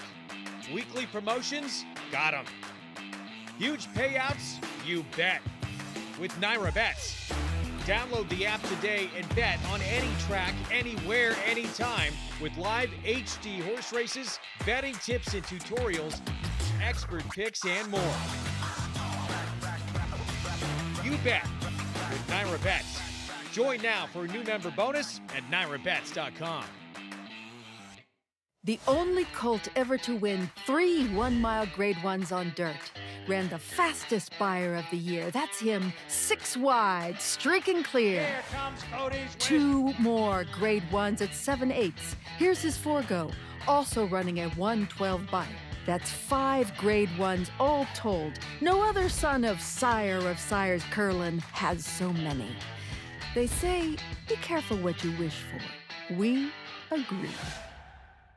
Racetrack Television Network brings you every race, from every track, on every screen, every day. With monthly packages starting as low as $5, RTN gives you great value and access to more live HD streaming and race replays than anyone. Visit RTN.tv today to sign up and watch on almost any device, including Roku and Amazon Fire. RTN has packages that start at $5 per month.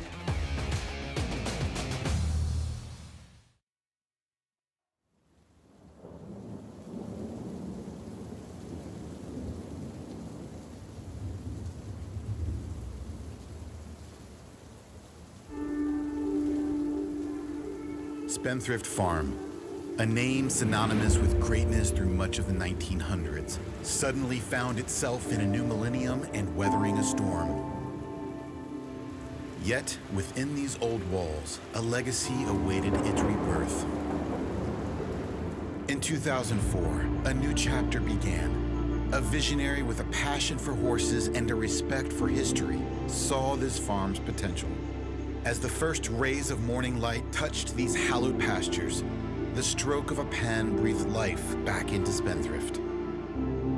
What followed was nothing short of a revival, a resurrection of tradition and excellence. Malibu Moon, now etched in history, returned home to usher in a new dawn for Spendthrift's once proud stallion operation. Spendthrift was not just back, it was reborn. 2013 marked a watershed moment in the rebuild of Spendthrift as the farm was again home to a Kentucky Derby sire.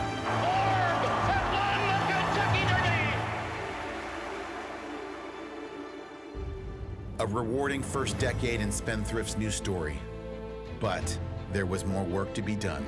Beholder, a queen of the track, returned Spendthrift to prominence on the world's biggest stages and was sweet symbolism for a bloodline that was beginning to erupt. Beholder is absolutely poetry in motion. Her brother, Into Mischief, would return Spendthrift to prominence in the stud barn, becoming the sire of our time and cornerstone of this reborn dynasty. In 2020, Authentic delivered a Derby and a Breeders' Cup Classic win that were more than just victories. It was a statement and a crowning achievement for the farm and its visionary leader. Today, Spendthrift is home to the best stallions racing has to offer. Each represents a piece of the legacy B. Wayne Hughes built, a tribute to the past and a beacon for the future. And now, a new era dawns. Kings Barnes looking to finish them off in the Louisiana Derby. Kings Barnes is opened up. Kings Barnes bounding past the Twin Spires in the Foster. National Treasure putting on a show, and the Preakness, it's gonna be National Treasure. National Treasure devastating them in the Metropolitan Handicap. Dornock in an absolute thriller. It will be Dornock to win the Belmont Stakes. Dornock stubborn. Dornock wins the Haskell. Three top performers who carry with them the hopes and dreams of tomorrow. Their arrival marks not just a continuation, but an evolution. Spendthrift Farm stands today as a testament to vision, perseverance, and a deep respect for tradition. Dedicated to ensuring a strong future for all breeders who are committed to the same level of excellence. The barns, once weathered, now gleam in the Kentucky sun.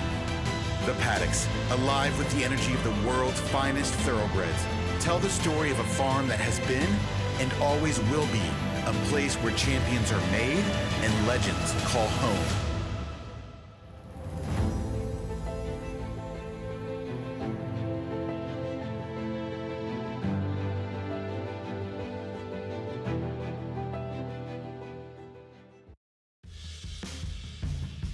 Welcome back. Watching America's Day at the Races on Fox Sports 2 while the sun is still out in Hot Springs, Arkansas, here in the Northeast. Getting dark very quickly at Aqueduct, 9 up and 9 down, as I am now joined by Aqueduct's all-time leading rider, Richie Migliore, on set. A little warmer in here than I imagine where you spent most of the afternoon. Yeah, it was a little chilly outside, but absolutely no wind today, which is very unusual. You know, we're right flush to Jamaica Bay, and usually there's a pretty good wind coming off Jamaica Bay. It wasn't bad today. But I'm also an East Coast guy, so cold isn't as big a deal. And as you say, it's always, 75 and sunny in the winter circle. Yes, sir. And you pointed out something that piqued my attention when I know you've seen several this particular track play different ways over the years, but you said earlier that this is glaring of a inside rail bias that you've seen in recent memory. Strongest inside bias that I've seen in quite a few years, actually. Glenn Kozak and his maintenance crew do an amazing job of keeping a fair racetrack. I think, you know, between the snow we had leading up to Christmas during the break, moisture gets into the track, it gets a little colder, tightens down. I think Mother Nature helped create this, and I don't know that you'll see it tomorrow. You got to pay attention early in the card tomorrow, but to me, it was pretty evident right away. And one thing, you learn to handicap jockeys as well as horses.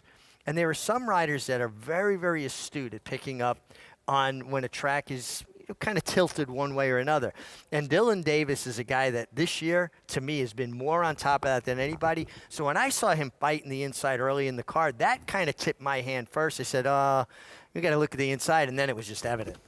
Something to watch for you early on tomorrow's program here at Aqueduct. All the coverage right here on Fox Sports 2 and America's Day at the races, along with Oaklawn Racing, where we just saw the ride of a lifetime.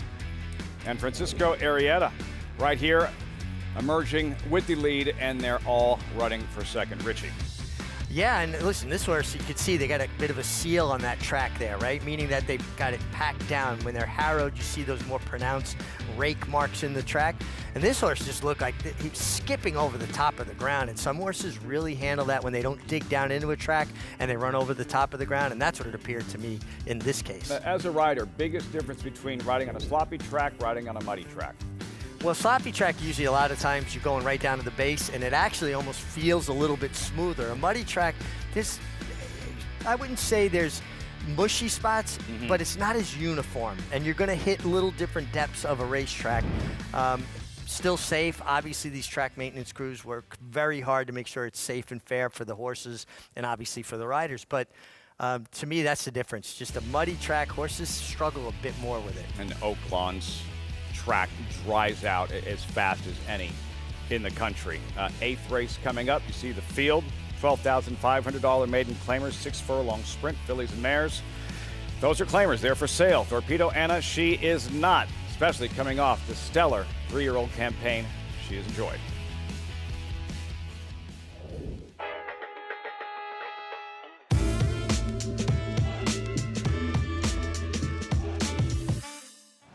Torpedo Anna has been a model of consistency in 2024. After a romp in the fantasy, she gave her trainer, Kenny McPeak, his first Kentucky Oaks victory, launching her to the top of the division.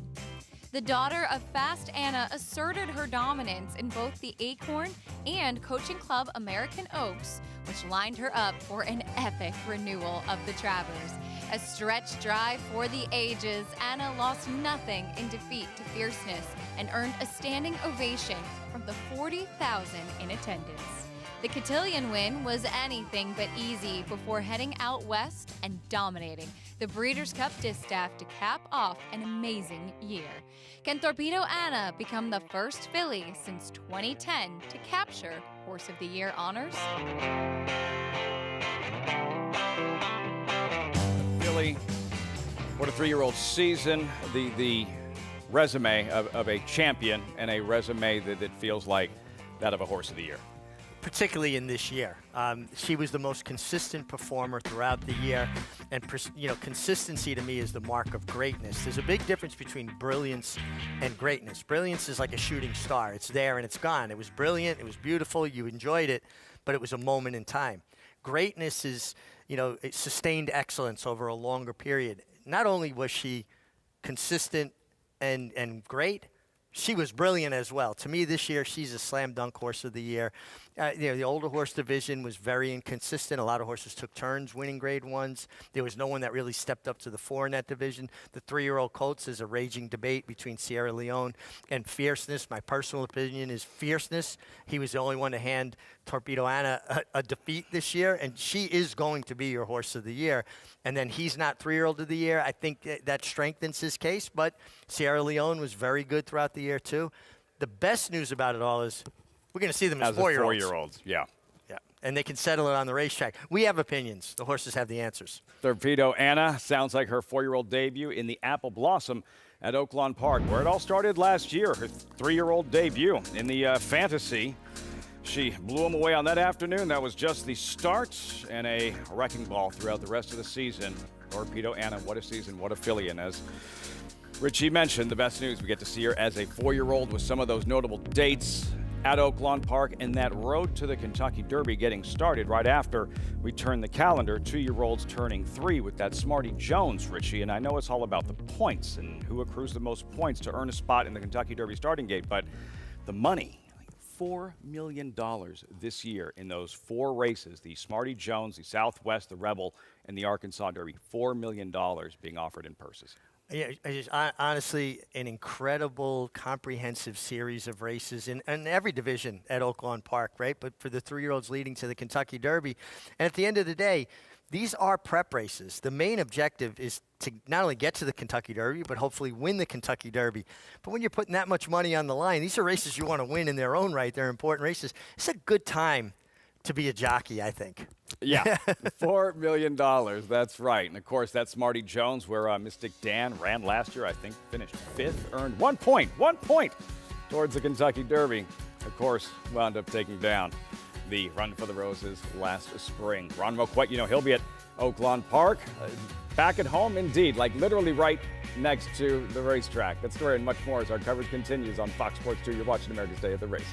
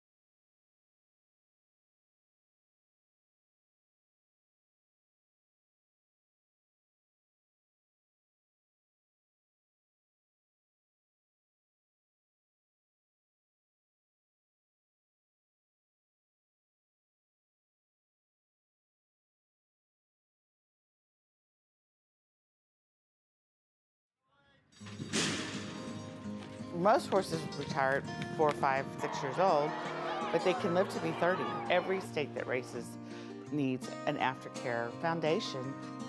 It was all started by Bill Walmsley, so we got together, got with Jennifer Hoyt, we got a website, we got a Facebook page, and we could rehabilitate and retire the thoroughbreds that have raced at Oaklawn. We started off very slow. I think we maybe had 6 horses the first year we were in the program. Overall, we've probably retired and rehomed over 50 horses.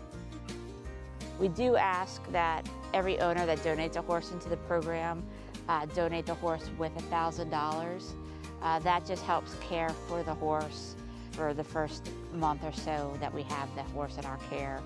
Every year we do get some good funding, but it's amazing how quickly that goes during the summer and fall when we're taking care of about 25 to 30 horses. At the end of the 22 race meet, we implemented the Ring the Bell program. Ron Moquette brought it to us. He provided the bell. And so that April, that last month of that race meet, we gave owners the opportunity to ring the bell every time they won a race. And we raised almost $9,000 in just that month. It's now something that they look forward to doing. It's a sense of pride. I'm gonna ring the bell today because that means they won a race. 2 years ago, the HBPA installed an equicizer at Oaklawn, and that's been a huge fundraiser. Trainers pay $10 per horse every time they put it on that equicise wheel, and all that money comes to our program. Each horse has its own adoption fee. We usually set that based on what the horse will be doing in his second career. It ranges from between $500 and $1,500. These horses have such a great purpose. They want to do something. They want to be a little girl's horse. They want to be ridden. They want to trail ride. They want to event. They want to be a hunter jumper. They want to do something else. And it gives them an opportunity to live a long, prosperous, wonderful life outside the racetrack.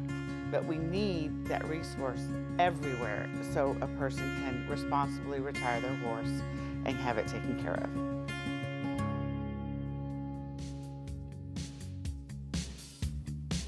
Such an important cause, the Arkansas Retirement and Rehab Program. Great stuff, and taking care of the horses that continue to take care of us.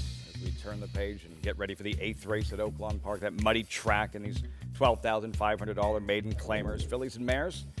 And a 2-to-1 favorite, Inventing Anna. Richie, is it her day to finally break through in what will be her 17th career start? We'll see her next. That's sending.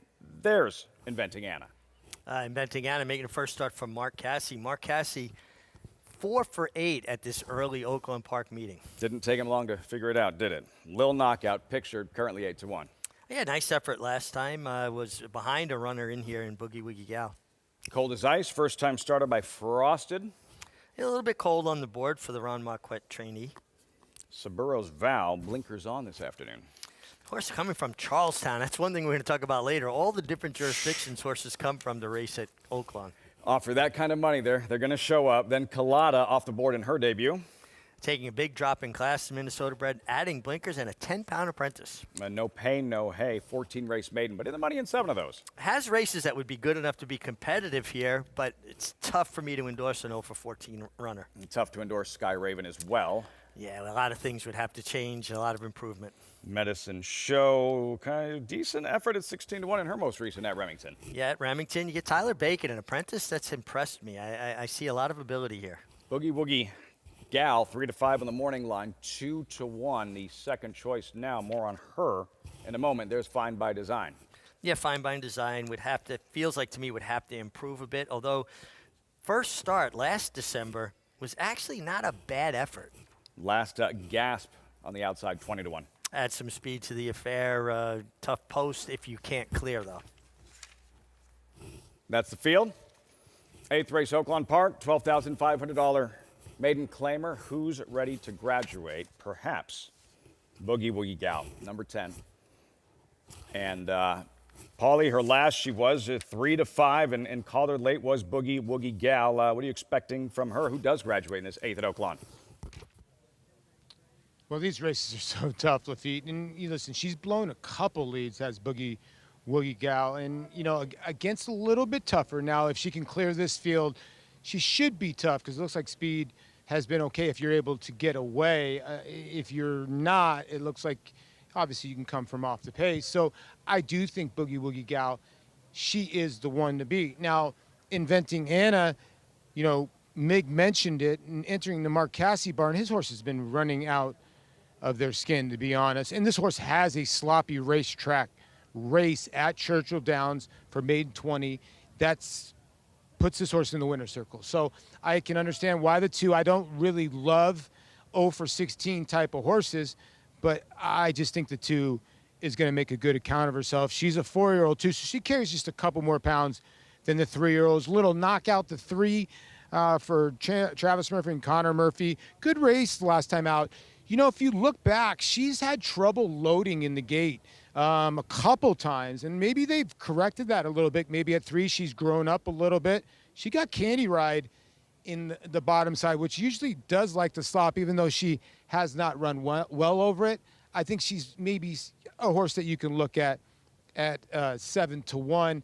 Some of the other horses in here, I thought the 1 in here was a kind of a tricky horse sending in here. Robert Klein, usually second off the layoff. Him and Kelsey are really, really tough.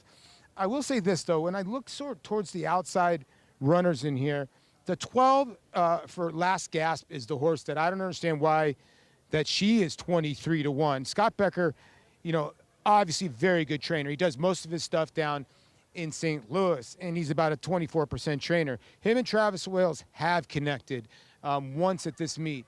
But this horse dropped him down to 12.5. A 3-year-old, I would think, should show some pace.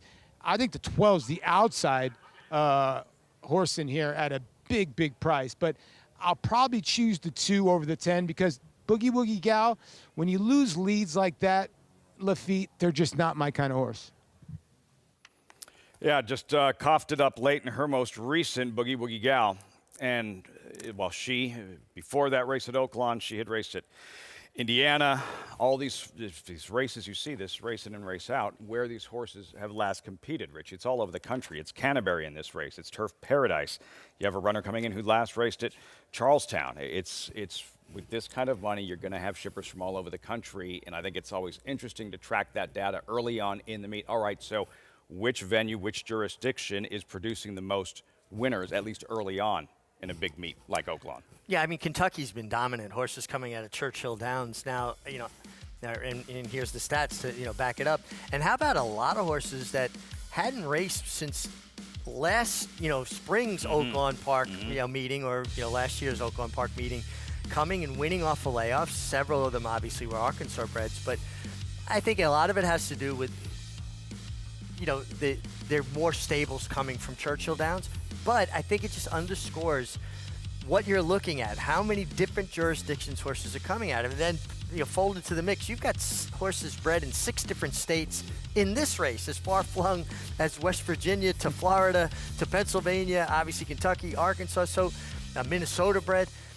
It really is a confluence of things that makes it difficult to handicap. That's why I've been so impressed over the past few winters. Paul has done such an amazing job having to deal with all of this, where are these runners coming from? Are they going to win out of Remington? Are they going to win out of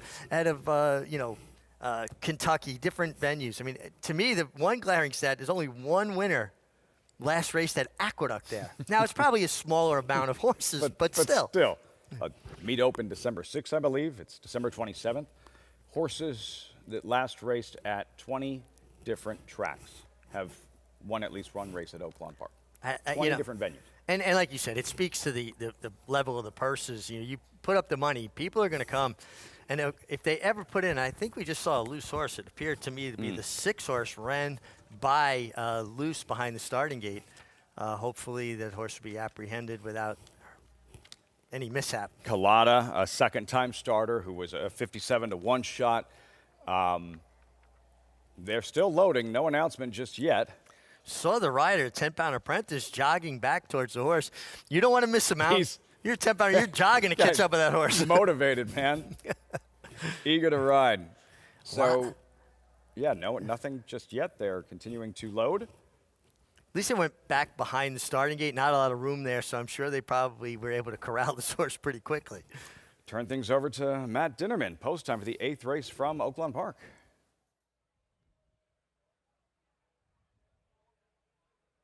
And to the outside, we wait on Last Gasp.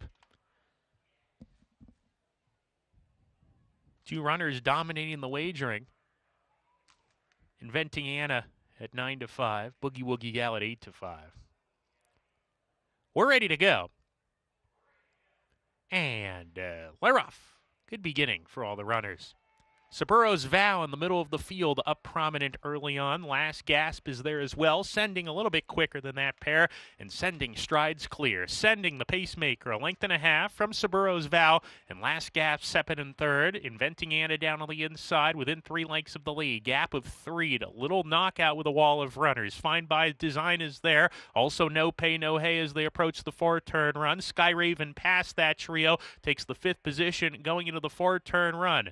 Then comes Sky Raven, gap of 7 to Colada, who's dropped out of it. Medicine Show well behind the gray as they round the 4 turns, sending on the lead with Saburo's Vow and Last Gasp. Last Gasp on the outside with a head in front of Sending as they come to the top of the lane, but there's a wall of horses chasing these front runners after a fast pace. Boogie Woogie Gals battling far outside. Cold as Ice, the first-time starter, running a huge one today with Ramon Vasquez, and Cold as Ice is taking the lead with a furlong to go. Cold as Ice in front now. Inventing Anna finds a seam on the rail and comes charging far outside. No Pay No Haze in it. Inventing Anna with the lead now, takes over from Cold as Ice, who's green in second. Inventing Anna in the Caden Arthur Silks wins it. Cold as Ice holds second. Third home, Little Knockout, and then No Pay No Hay.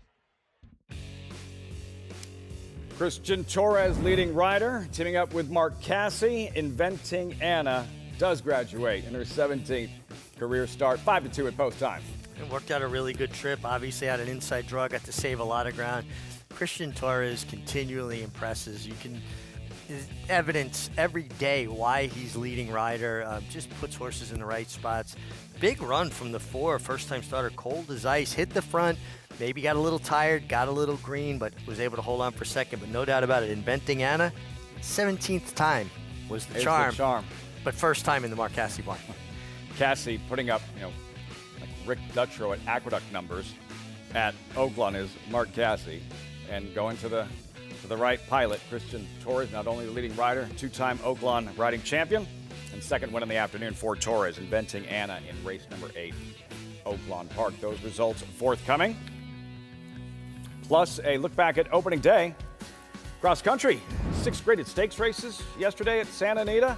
3 grade 1 events, a little bit warmer in Arcadia, California. A look back at the highlights. Opening day yesterday at Santa Anita. Down, get him, 350. Here we go. 3 here, 50, down 4, 8.5, at the back. 1,400,000 stands way in the back. Thank you. 1,005,000 and 1,006,000, $150,000, $1,550,000 and a half. $1,500,000. Jody, thank you. Please hold your applause. Charlatan, ultra impressive. It's a new day for a new king. It's America's original sport, and no one covers it better than America'sBestRacing.net. From the sport to the lifestyle, the best races, horses, and destination venues, cocktails, gambling, fashion, and more. America'sBestRacing.net is a sport for you.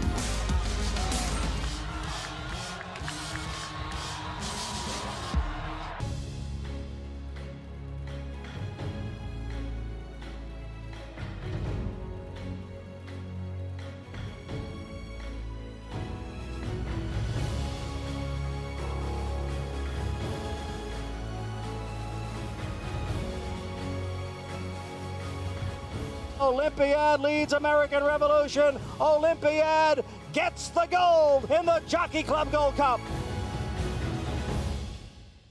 These New York bred foals represent many sires. War Dancer, Salamini, Honest Mischief, Central Banker. But they all have one thing in common. Starting in 2026, they'll be running for the same purse money as Open Company 2-year-olds at NYRA tracks. That's nearly 20% more than they run for now. Learn more about it at nybreds.com.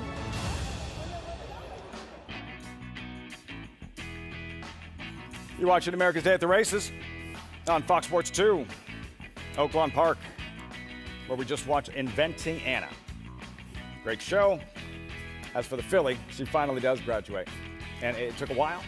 17th career start and maiden no longer. And this happens from time to time where it takes a horse a long time to break through. But once they figure it out, light bulb, and then you'll see them win 2-3 in a row. It really is interesting how that works. It's almost like they go, wow, I like all the attention and adoration I got from winning. The atmosphere was a little different in the barn, and they took me to that little circle, and I got a picture taken. Right? They rang the bell. We just watched the retirement feature. So, but I think, listen, she found the right group. She got the right trip. And Mark Casse is white hat hot early at Oaklawn Park. So many powerhouse trainers with stables at Oaklawn for the very first time. Mark Casse among them. And teaming up with Christian Torres, second one in the afternoon, Inventing Anna, race 8, Oaklawn, turning the page, race 9. Good allowance event. A sprint with a $130,000 purse. When you were riding, Mig, were the allowance sprint races that you competed in, were they equipped with $130,000 purses? Lafitte, a nice allowance race in New York when I started riding was a $25,000 purse. I won a stake at Atlantic City in 1981. Was $12,500 purse. I made $720 winning the Miss America Handicap, a 14-horse field. And it was a full field because trainers want to get black types for their fillies and mares. So everybody showed up to run for a $12,500 purse. $130,000 allowances, you're not speaking the same language that I know. On average, $950,000 a day at Oaklawn Park. The 9th race coming up next. Meantime, we touched on it going to break. Opening day yesterday at the Great Race Place. Tradition the day after Christmas, Santa Anita. And part of that tradition, the Grade 1 Malibu, with all eyes on the Derby winner, Mystic Dan, toiling, chasing, green cap, going to wind up finishing last, leaving the door wide open for another. In this case, Raging Torrent takes full advantage. Raging Torrent, speed from the outside, kind of got to control things. We forgive Mystic Dan this effort.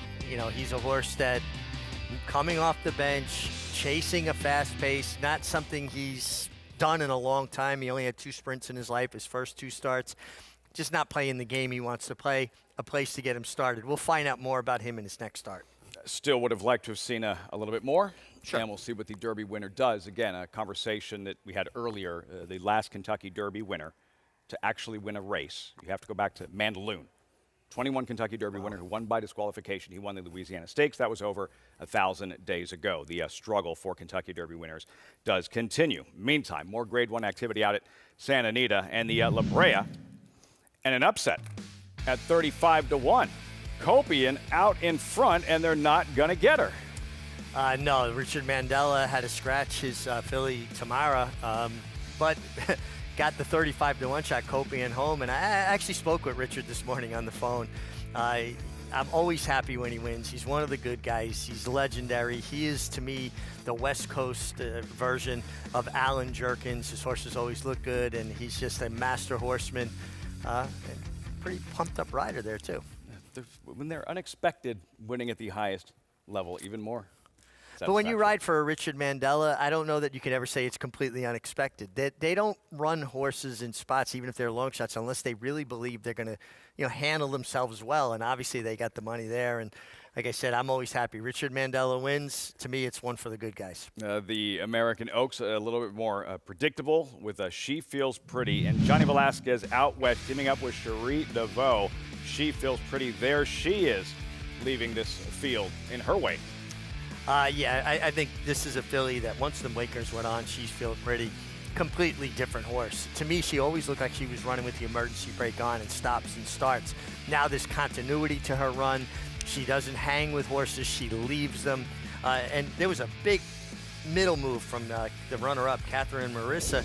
Johnny Velasquez just sat there, allowed Frankie Dettori to throw the first punch. He waited, tipped out, and she just inhaled the field. This is a really nice effort.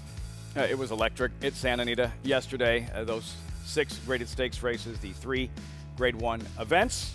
Now, granted, I'm biased, but the former San Antonio, for the first time, the Lafitte Pinkai Jr. Grade 2. It was the first of the graded stakes races, and I can't tell you how much fun that was to spend that time with Dad earlier in the afternoon, and I can't stress enough how much this means to him and how excited he was yesterday, and actually seeing it in the form, actually seeing it on paper in that black type.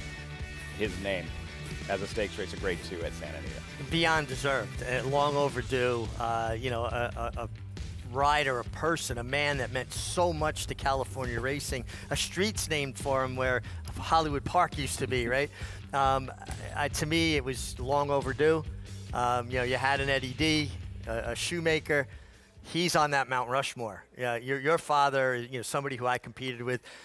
The most intimidated I've ever been by a rider in the jocks room was your dad, and not that he ever I know did, the feeling. But I'm sure you did. I know the feeling. Yeah, but he just was so serious, so intense that I always felt like I had to tiptoe around him, and I'm just really happy. Now we need an Angel Cordero in New York, and I'll feel good about the world. Yeah, get working on that. That fitting to say the least, considering what he did during the course of his career, Angel Cordero. I imagine that's not too far off in the future. And yeah, I think just my dad knew it was going to take place. He learned of it maybe 6 weeks ago or so, but just actually going to the racetrack yesterday and it happening and seeing it in the form, I could just tell just what a proud moment, what a proud day that was for him. It's fantastic, and like I said, so well deserved, long overdue, and somebody that garners so much respect internationally. You bring up Lafitte Pincay's name, and instantly people start talking about some of the greatest rides, how strong. I've never seen a rider get off and put a horse on their back. Your dad's about the closest I've ever seen. Too kind. Yeah, I keep telling him. Dad thinks that race is named after him. Yesterday's grade 2 Lafitte Pincay, a big upset, a $37 winner. Great opening day at Santa Anita. Meantime, Oaklawn, our coverage does continue. We're about 15 minutes out. The 9th race coming up next. Horses in the paddock, riders up post parade, and the 9th. You'll see it live right here on America's Day at the Races.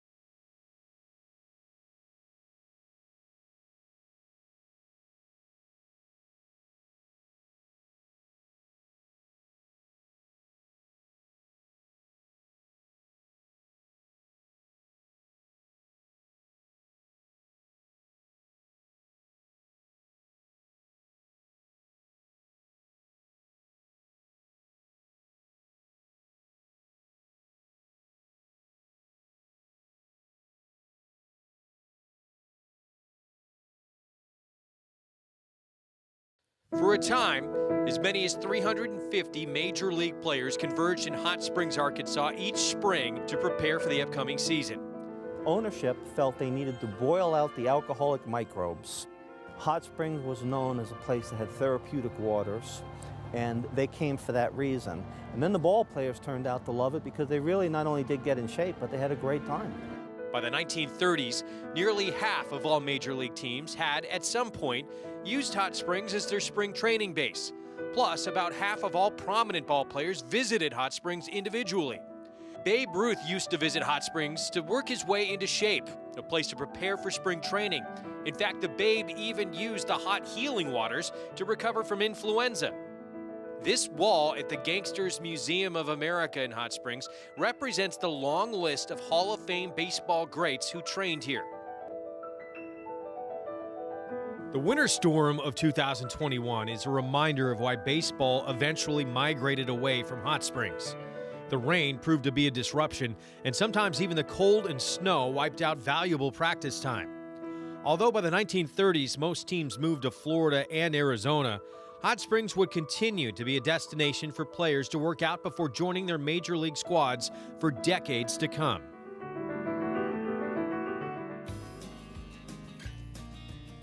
Fascinating town with a fascinating history. It really is. I mean, and you feel it after the races, go out to dinner, and the conversation in the restaurants I frequent anyway there, obviously DeLuca's being high on the list, is about what took place that day at the races and what we're expecting to see at the races the next day. What a great history. I've done the Gangster Museum, I have to be honest. Yeah, really awesome. I was just checking to see if there was any family of mine inducted in that Gangster Museum. Connect any dots? Did you no, find anybody in 23andMe, anything? Nothing? No? No, I actually think it was more centralized in Brooklyn. It didn't get that far south. But the baseball connection, obviously the racing. And it feels, there's an ambiance that feels quite a bit like Saratoga to me. That's the Saratoga of the South, as it's called, Oaklawn Park. And tomorrow, with the weekend, you have the stakes racing and the tinsel here for 3-year-olds and older. Mile and an eighth, $175,000 purse. There's the field. Familiar name, Red Route 1 at 5-2. Ricardo Santana to ride. This was 2 starts back in the Grade 3 Cornhusker at Prairie Meadows here. Red Route 1, who has always been a lot of talent, ability, the style. He typically needs the table set for him, a closer who's going to be at his best naturally. The faster the pace is early on. Yeah, he needs some pace to help set up his late run. He's a well-traveled horse, earned over $1.8 million. By Gunrunner, who better to train a son of Gunrunner, bred by the Winchell family, than Steve Asmussen. Gunrunner got better as he got older, right? Red Route Run, I mean, he's end of his 4-year-old season, but you might not have seen the best of him yet. And you see him here at Prairie Meadows, right? Lingering on his left lead. Coming with that relentless grinding run, and to do that on the wrong lead, and if he ever got over to his right lead and did things a little more properly, you might find a bit more in the tank. Just grinding, as you said, but finally did get there. That was in the Cornhusker. Number 4, Horace Mann, comes in with momentum, having rattled off 2 straight for trainer Phil D'Amato. D'Amato, another one of these trainers, heavy hitters with a stable at Oaklawn for the very first time in 2024. Horace Mann, though, he is very different stylistically than Red Route 1. He likes to be on the lead, or he likes to be just off of it. That versatility and that speed makes him a factor. A horse that wants to be forward. Kind of interesting. This horse spent the majority of his early part of his racing career on turf. Then he was in a rained-off event at Ellis Park. He won by 5. So they said, well, let's keep him on dirt. And his record on fast dirt tracks is 3 starts, 2 wins, and a third. Maybe he's just finally gotten to the right surface. It kind of happened a few years back with a horse named Cigar. Oh, yeah, him. Kind of toiled on turf until he hit the dirt. Now, this is a first stakes try for Horace Mann, but the fact that he has shown so much ability on dirt, and he didn't really have that opportunity early on. The grass races, to me, dirtied up his form.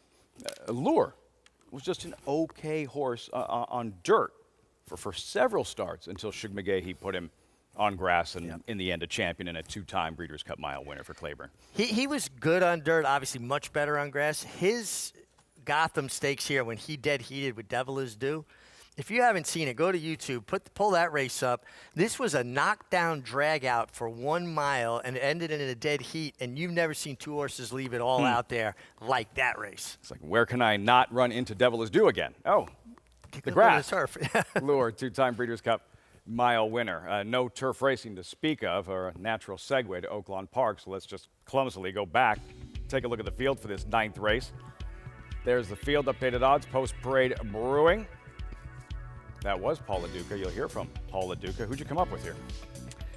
This, to me, is a incredible handicapping conundrum. Yeah, I elevate anything Christian Torres rides, so I thought the 8 Undercover had a look, but the 4 Queen's Martini was the one from the Ron Marquette stable that I really liked. That's 7-1 currently. They'll make the turn. We'll meet the field. Allowance sprinters, $130,000 purse, fillies and mares. 2-1, number 6, Claret Barrette at 2-1. There's number 1, Managing Mischief, 4 for 12 coming in. First start on a wet track. First start on a wet track, has good form at Thistledowns, tried synthetic at Woodbine, has to get faster. Outsider, Unbridled Lunar. An outsider, but adds speed to the affair, stepping up from claiming races. Richie says look out with Queen's Martini. I think Queen's Martini sits a good trip right in behind horses, and I think there's ample speed signed on here. Rafael Bejarano already with a win on the afternoon. Wise Miss, number 5 at 27-1 would be a surprise. Yeah, coming out of Delaware Park. We did see a winner out of Delaware Park last week at Oaklawn. A win and a second in her last pair. Claret Barrette, the current favorite, 2-1, 6 minutes out. Horse turning back to 6 furlongs, has never run this short, should be forwardly placed, and a deserving favorite. Our keepsake in the money in 5 of 6 at Oaklawn. Yeah, it just feels like the last couple races left a lot to be desired. Saw those Lucas Colors, then Undercover, and Christian Torres seeking a 3rd win in the afternoon. Adds blinkers, a horse that should be forward, and like I said, especially at Oaklawn Park, I elevate anything Christian Torres rides. Ness in the Winchell Colors, 10-horse key to success. 28th lifetime start, 10 of those at Oaklawn. Yeah, and you get that apprentice, Tyler Bacon, I was talking about earlier, I like very much. Stone Cold Lover has won 2 straight at Remington. Could be the speed of the speed here. Really high speed at Remington Park, 2 back. And finally, Tilted Lady to the outside in the Flying P Hot Pink. Yeah, was pulled up at Keeneland, came back, though, and ran a nice race last time at Oaklawn. And you get Ramon Vasquez, a rider I got more familiar with this summer in Saratoga. Edith Strudis draws in from the also eligible list. Yeah, just the last couple races leave a lot to be desired, would have to step forward. So Paul LaDuca, trackside. Paulie, what'd you come up with here? Who wins this 9th race at Oaklawn? Gosh, your guess is as good as mine. This is a tough race. It really is. I mean, there's some nice quality fillies in here. I'll start with the 4 in here. Queen's Martini for the Ron Marquette barn, in a horse that, came off the layoff, had a W, and then came back with the last race at Churchill Downs, and I thought that was a good race. So I can understand why the public is going somewhat towards Queen's Martini. Rafael Bejarano was aboard the last time this horse won. He'll be aboard today. Now, when you look at some of the other horses in this group, it gets a little, it's tough race. I mean, I look at a horse like the 8 Undercover. Okay, blinkers go on for Rudy Brissett, who's having a monster 2024. I think a lot of people are forgetting how great of a year he's having, and he puts the blinkers on. This filly by Omaha Beach, and their horse has already shown speed, so I would think going to infuse some more speed into that horse. The 9 Lemonese cuts back in distance, and usually when they cut back in distance for Steve Asmussen, they're tough. And I would think that this horse will be rolling late. But I landed on Claret Barrette, I don't know how they pronounce it. Greg Compton's a really heady trainer. Claimed this horse. This horse won on a muddy racetrack. Then he claimed this horse on a dry racetrack off Brendan Walsh, horse 1. Then he took him up to Remington Park.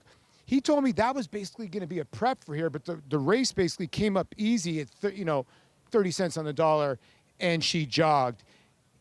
I think the way she ran last time, I get it. She's 9-5 in a tough field. It's tough to take 9-5 on anybody else, but the way she did it, I think she's moving forward.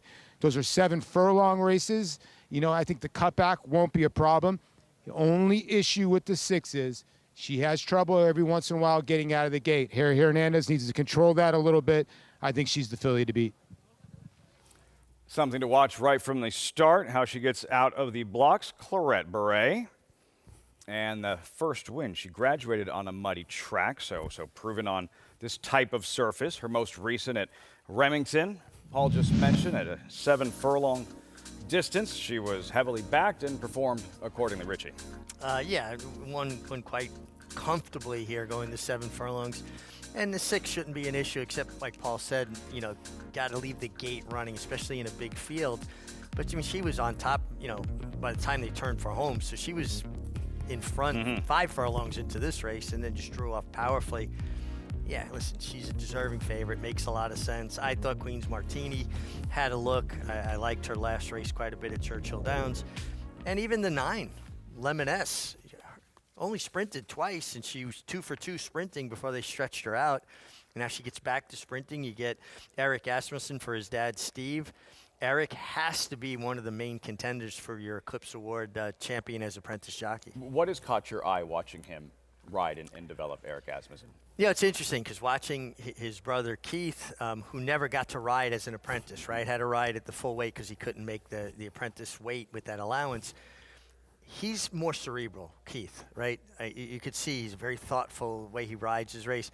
Eric's a bit more aggressive. Eric's not afraid to put a horse right in the game. So they have a little bit of a different style, but obviously coming from the Asmussen family, the pedigree's there. I mean, their Uncle Cash, a champion rider. Their grandfather was a terrific rider, a tremendous horseman, and obviously the dad. And for people that see Steve, who trains now and obviously a Hall of Fame trainer, he was a jockey. Hard to believe to look at him now, and I actually rode with him right here at Aqueduct. And we've discussed this in the past, but for viewers that might not be familiar, the influence Cash had abroad, overseas, and how riders ride now compared to how they did pre-Cash riding in Europe. Now they look different on horses. He completely revolutionized the way they approach it, the way they look, the way they ride. A lot of the European riders, and Steve Cawthon too, the two of them really kind of changed things here, right? But, European riders used to ride with their foot all the way in the stirrup. It was a lot of movement. They'd be bouncing. And now you see them. They're tighter. They stay together. And I don't think it's any accident that we have this influx of great talent from France now is a direct product of Cash's influence on the riders in France. If you go back and watch some of the early Breeders' Cup events and the turf races and the top European riders, Lester Piggott on Royal Academy at Belmont Park, a Pat Edery, when you'd see maybe a stretch duel with a European rider and an American rider, the styles, they couldn't look any more different, whereas as now it's a very similar, more of an American type of finishing that you see. It was glaring.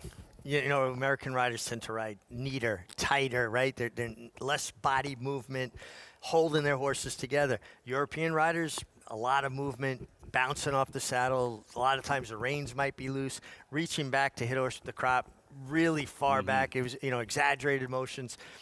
I'm not saying that way wasn't effective. It wasn't the way we learned here, and it was different. So when you would see that, it would be almost a shock to your eyes to see it. Now look at the way Frankie Dettori rides. William Buick. You still have Ryan Moore a little bit. It's kind of a hybrid of the European style, American style. But you watch William Buick finish. He's as American finishing as you're going to see. One of the very best in the world.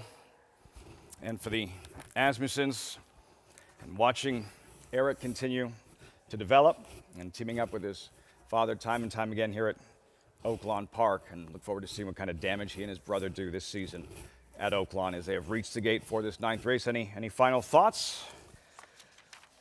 The more we talked about it, the more I started liking the 9, Lemon S. Just turning back, getting back to sprinting, and she's 2 for 2 also with Eric aboard. 5-1 at post time, moving into line. And Claret Beret favored at 9-5. Matt Dinnerman with the load-in call. Post time, race 9, live from Oaklawn. Wise Miss, Stone Cold Lover, Claret Beret,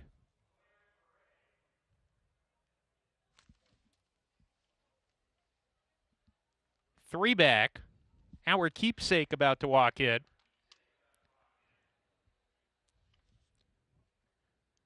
Two back, Titled Lady, and Edith Strudis. We're ready to go.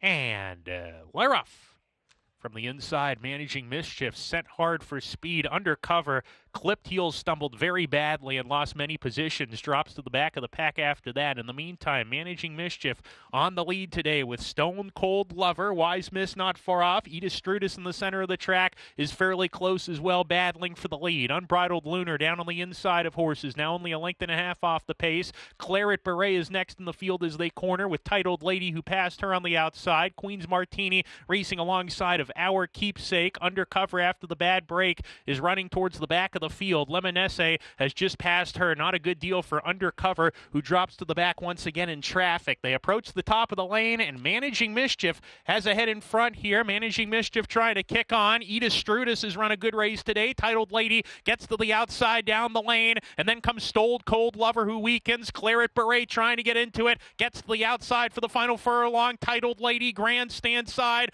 Up to battle Edith Strudis, who's between horses. Managing Mischief down on the fence. Titled Lady, 16th to go. Asserts her authority, opens up, and this will give Ramon Vasquez a double. Titled Lady to win it. Edith Strudis was second, Managing Mischief third, Claret Beret fourth. In the hot pink, Jay Provenzano, Flying P Stable, Tilted Lady, ninth at Oaklawn. What happened at the start, Richie? What are we looking at? Well, look towards the middle of the field. It looked like the 8 Undercover took the worst of this. It kind of come together, and she's going to have to take up right there in the blue. And man, it looked to me like she clipped heels with the 6 horse, took up, and then she almost propped herself to try to get herself out of trouble. Christian Torres did a good job just staying in the middle of her. So some issues there. Some traffic, some congestion. No such issues for the eventual winner, Tilted Lady, here at a price. 2 wins on the afternoon. Ramon Vasquez finding her best stride late. Yeah, this is a filly that was eased 2 back. Horses have to go through the rigorous protocols to be cleared to race after they've been pulled up in a race. So obviously she passed those tests with flying colors, came back with a nice effort last time at Oaklawn. Now breaks through. Big, bulky field. The outside post, she avoided getting caught wide with Ramon Vasquez. And like I said, a rider that I became more familiar with riding this summer in Saratoga, and a very talented rider. It's a pretty deep jockey colony at Oaklawn Park. It is. Ramon Vasquez, part of it. Jay Provenzano, Flying P, Tilted Lady, 5th lifetime win. First at Oaklawn with a 12-13-1-6 finish. Big effort from a long shot in Edith Strudis at 32-1 to complete the exact, and a 14-1 shot to complete the trifecta. Yeah, second start for Cipriano Contreras. Last time was drowned in an allowance race after she broke a bit slow, but this was a much better effort today at a big price. 12-13-1-6. 9 down at Oaklawn Park. 1 left. We'll pass along the results as soon as available. Plus, what's going on with the 2-year-olds about to turn 3 at a matter of days in that march towards Churchill Downs in Louisville, Kentucky, and the first Saturday in May, what the Derby picture looks like just before New Year's.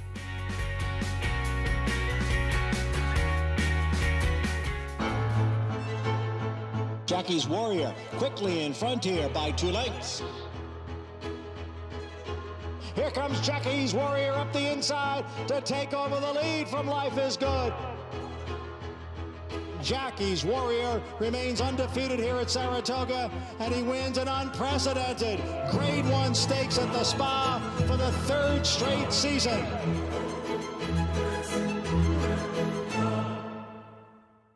Horse racing? Check. Weekly promotions? Got 'em. Huge payouts? You bet.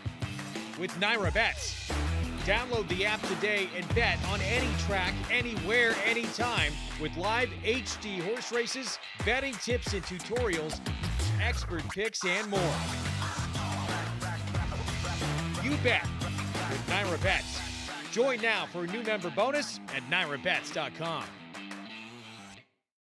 City of Light, multiple Grade 1 winner, who posted 7 triple-digit buyers, stands to continue the legacy of his sire, Quality Road, with graded stakes winners, Menti, Chop Chop, and Formidable Man. sire of multiple Grade 1 winner and champion 2-year-old Fierceness. A powerhouse win. City of Light, a proven sire in the making, standing at Lane's End Farm.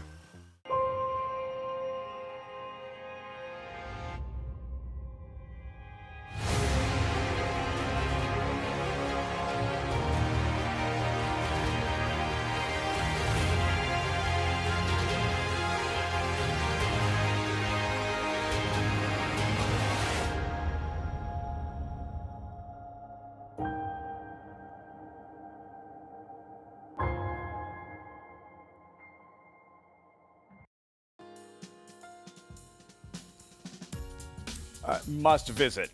You can attest to this, Richie. DeLuca's Pizza in Hot Springs. Why are they showing us this when we're not in Hot Springs? This does us no good. Great pizza in New York, don't get me wrong, I'm just saying.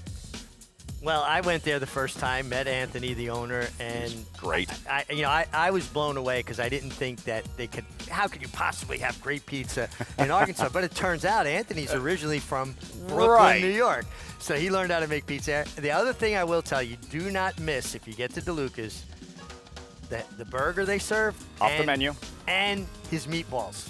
Awesome. My wife Carmela's meatballs are the best I've ever had. His are a pretty good second. Okay, pretty good second. I was wondering where you were going with that. No, a good second. Second best, but a good second. Must visit DeLuca's in Hot Springs. Must visit the Winner's Circle at Oaklawn Park. And for Tilted Lady, staying clear of any of the congestion that you saw with the horses clearing the gate. And Ramon Vasquez, who you just touched on how impressed you've been watching him. And yeah, we got to see him a little bit more with his summer at Saratoga. And I think when a rider steps out of their comfort zone and they go to a place like Saratoga that's just loaded with, one great rider after another, Irad Ortiz, and Flavien Prat, Johnny Wayne, on and on and on. I don't want to leave anybody out.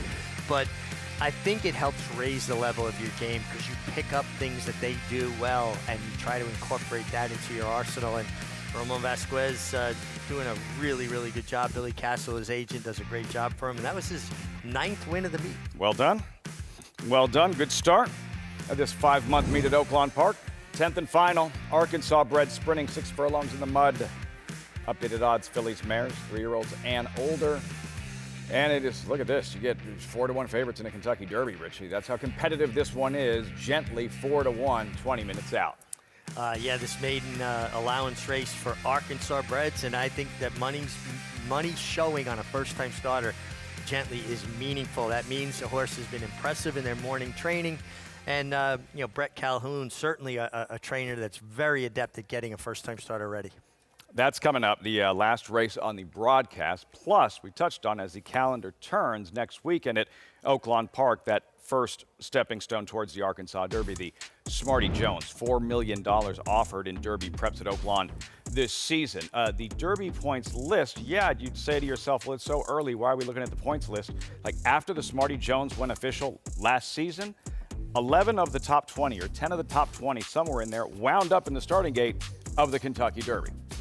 It's important, and if you take the pressure off and you gain your points early enough, again, you want to win these races. They're important races, to win in their own right because there's big purses involved. But you've taken the pressure off. Once you've gained points and you've kind of clinched the spot in the starting gate, I think it makes it easier to train a horse. It's not that, oh my gosh, we got to win this one or we don't make the Derby.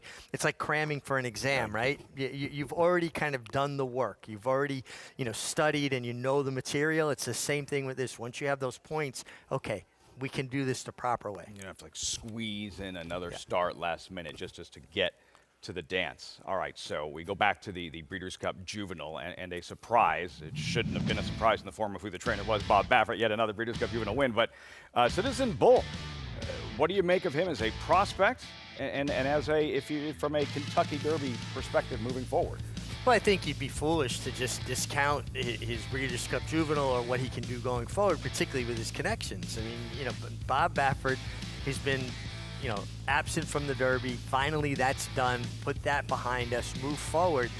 The guy's record is undeniable. What he does, and he knows how to get a horse ready. And one thing about Bob Baffert's horses, they don't run out of conditioning.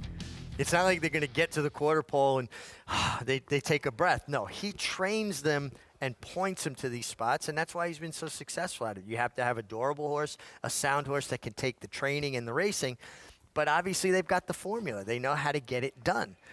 Feels like it will be the story leading up to the Kentucky Derby. Bob Baffert back at Churchill Downs, back trying to win another Kentucky Derby after serving the suspension. And then Chancer McPatrick, who we got a chance to see up close and personal this summer at Saratoga. Incredibly talented, that devastating late kick. What did you make of how he finished his season, and what do you think of him moving forward? Well, basically he just didn't show up on Breeders' Cup Day. Now maybe he wasn't fond of the California tracks, and frankly it was a race dominated on the front end, particularly after East Avenue essentially fell down at the break. It changed the complexion of the race. This is a very talented horse.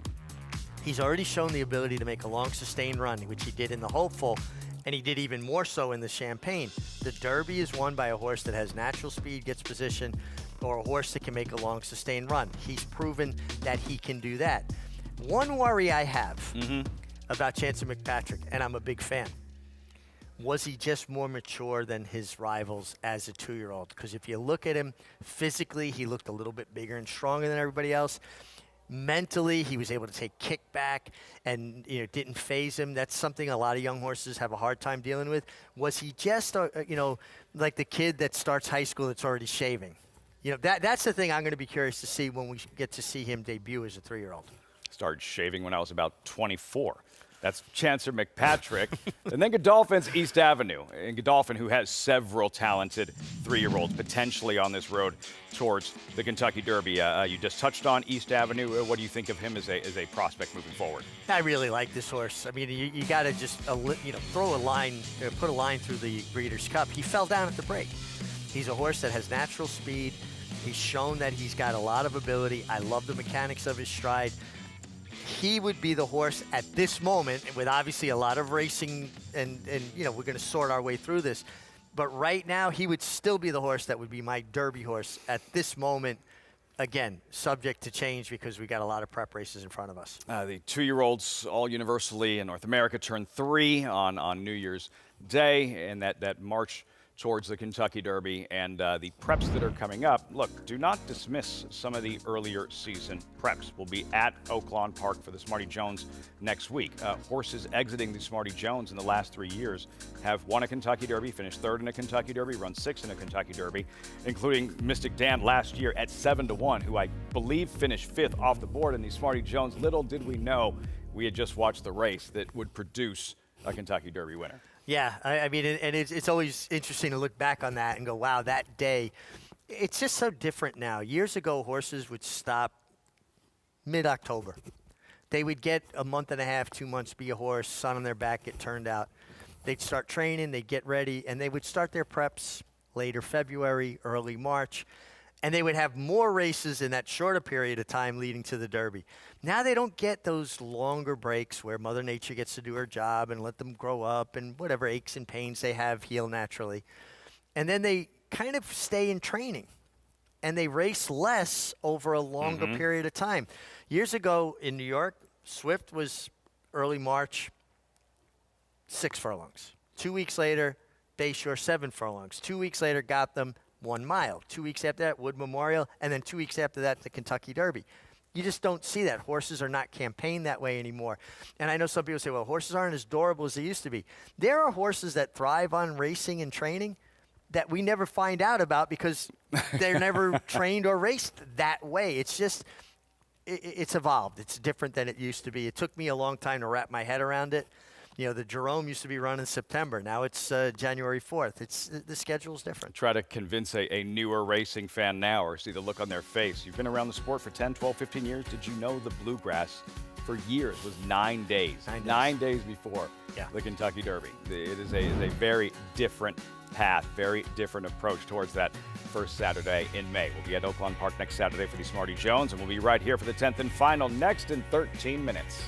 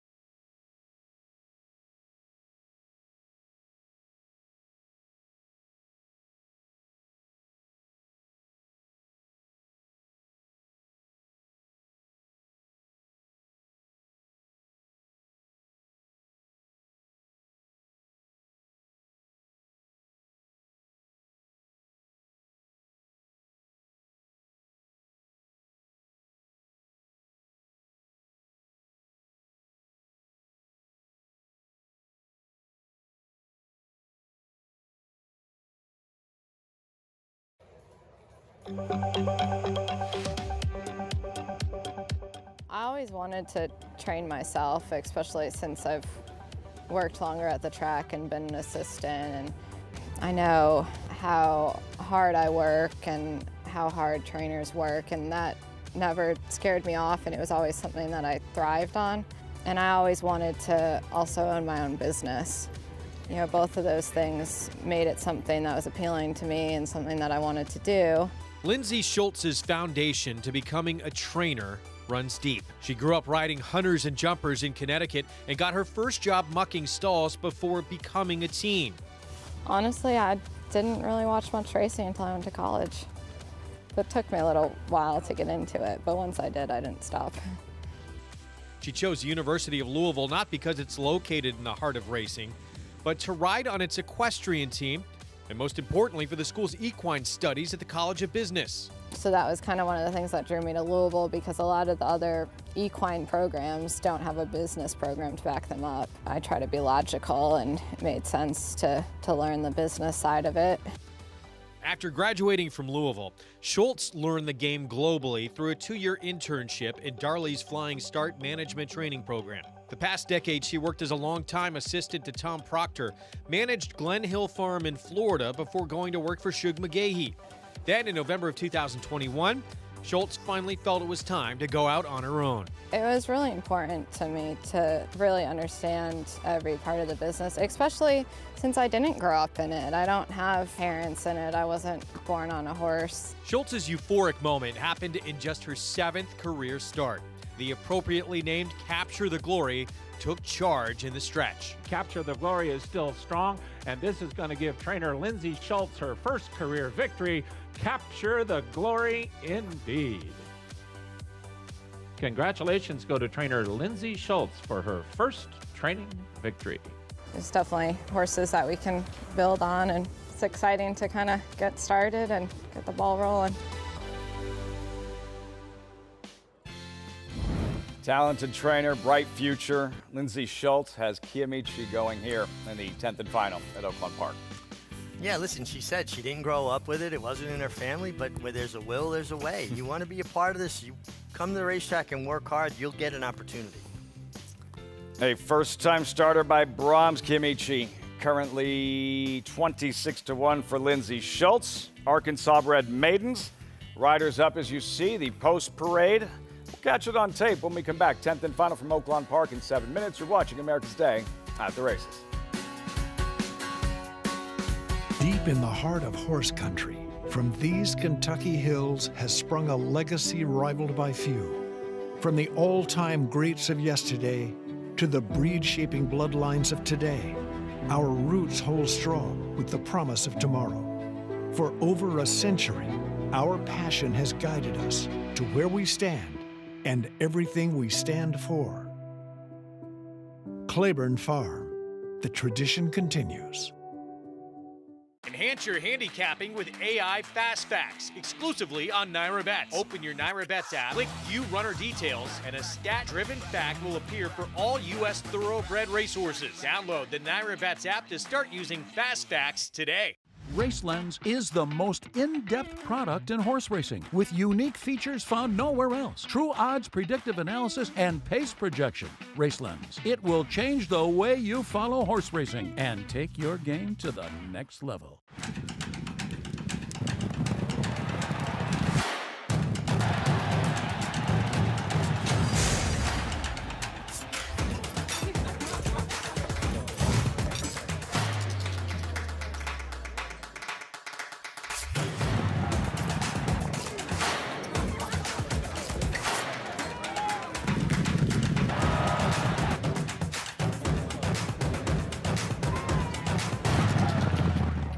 Racetrack Television Network brings you every race, from every track, on every screen, every day. With monthly packages starting as low as $5, RTN gives you great value and access to more live HD streaming and race replays than anyone. Visit RTN.tv today to sign up and watch on almost any device, including Roku and Amazon Fire. RTN has packages that start at $5 per month.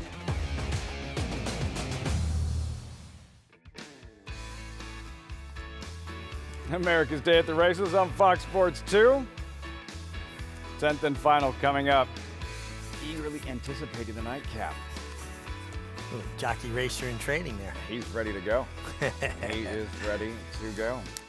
Which rider is going to wind up in the winner's circle following this 10th and final? Find out 5 minutes. There's LA Diamond and Christian Torres. Torres leading rider, 2 wins thus far, and then a long shot, Indian Spirit. Yeah, it's just going to have to improve from the current form. Aurora G, 3-race maiden, the gray. Yeah, another one, has flash speed at times, comes off that long layoff. Paris Accord, first-time starter, 10-1. Yeah, taking a little bit of nibbles of money at 10-1. Yamichi, 4, Lindsey Schultz. Well, if the feature has anything to do with it, we've been pretty lucky. Feature's winning at a big price. The feature, Karma. Gently pictured here, Francisco Arrieta aboard. First-time starter taking money is very meaningful. Texas Sequoia would be a surprise 7-race maiden. Would be a big surprise. A horse stepping up in company from maiden claiming against Arkansas Breds. Aloha Baby, 7-2 on the morning line, hanging up there at 5-1. Yeah, a horse that doesn't have any speed, but has a couple races that would put him in the frame. In the frame. My Julia, cutting back in distance, route to sprint.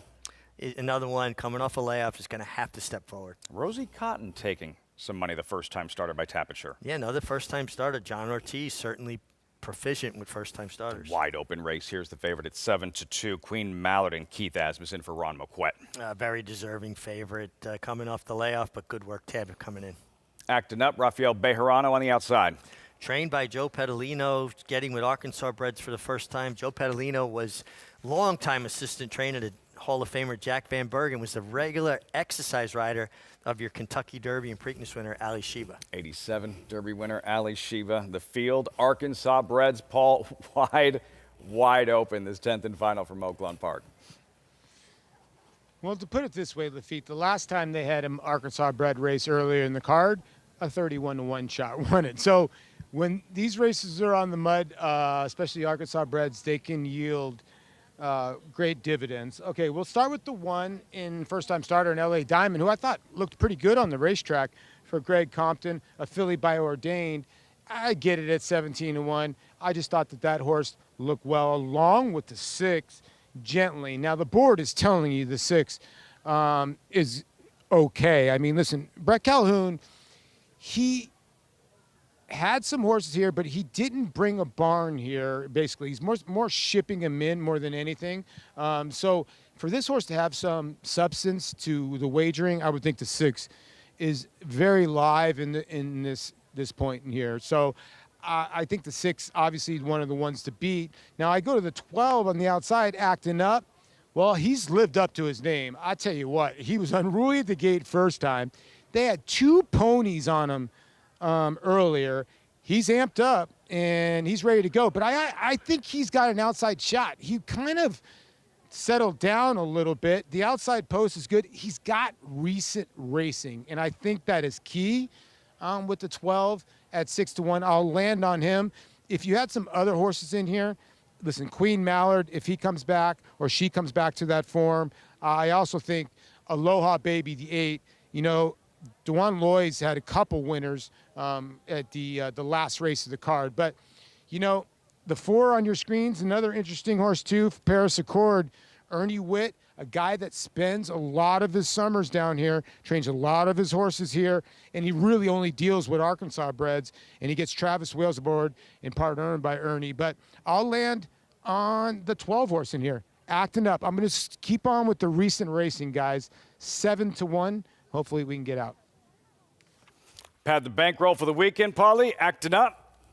How can you tell whether it's a viewer watching on television, naturally much easier if you're in the saddle, the difference between a horse that's just having a lot of energy and boiling over, but I mean, good energy, like ready to run energy, and a horse that's just a pain in the neck?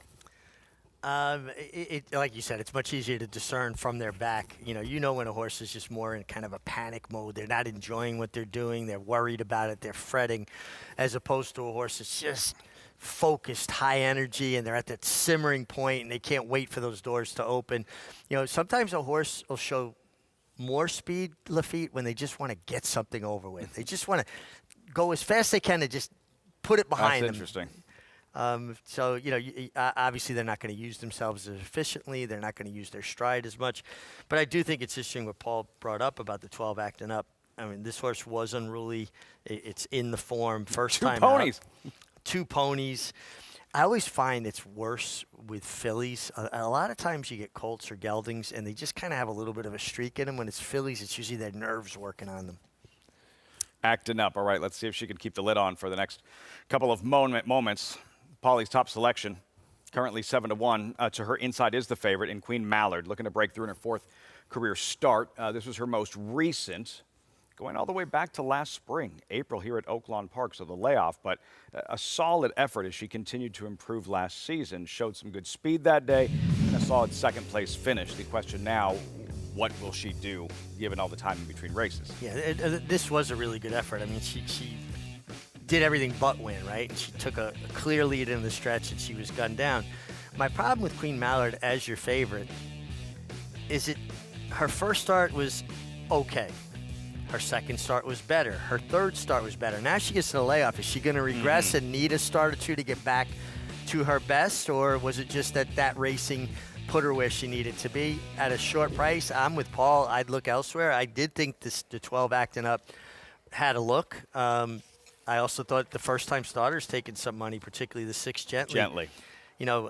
Brett Calhoun is a guy that over the years has been noted for getting first-time starters ready to win on debut. So that's my big question with the 11 Queen Mallard, just that she needed some racing to kind of find her best self.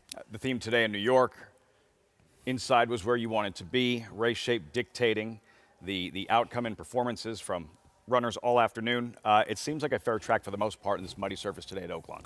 It does. I mean, we saw the winner of the last race, Tilted Lady, with Ramon Vasquez come down the middle of the track, and race before that horse was down towards the inside going gate to wire. So I think it's a very fair racetrack there.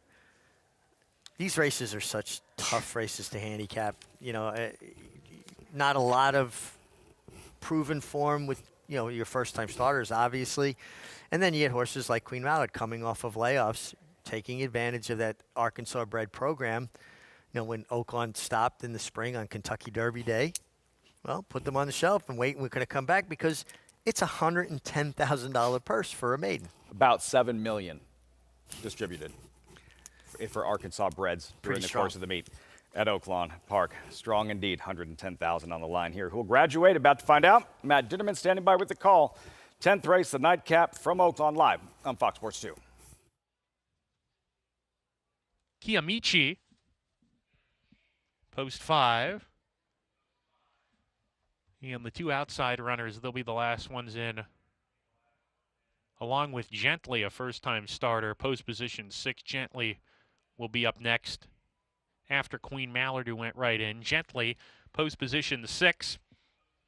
And to the outside, we wait on Actin' Up. Actin' Up coming up at 7-1. We're ready to go. And we're off in the finale.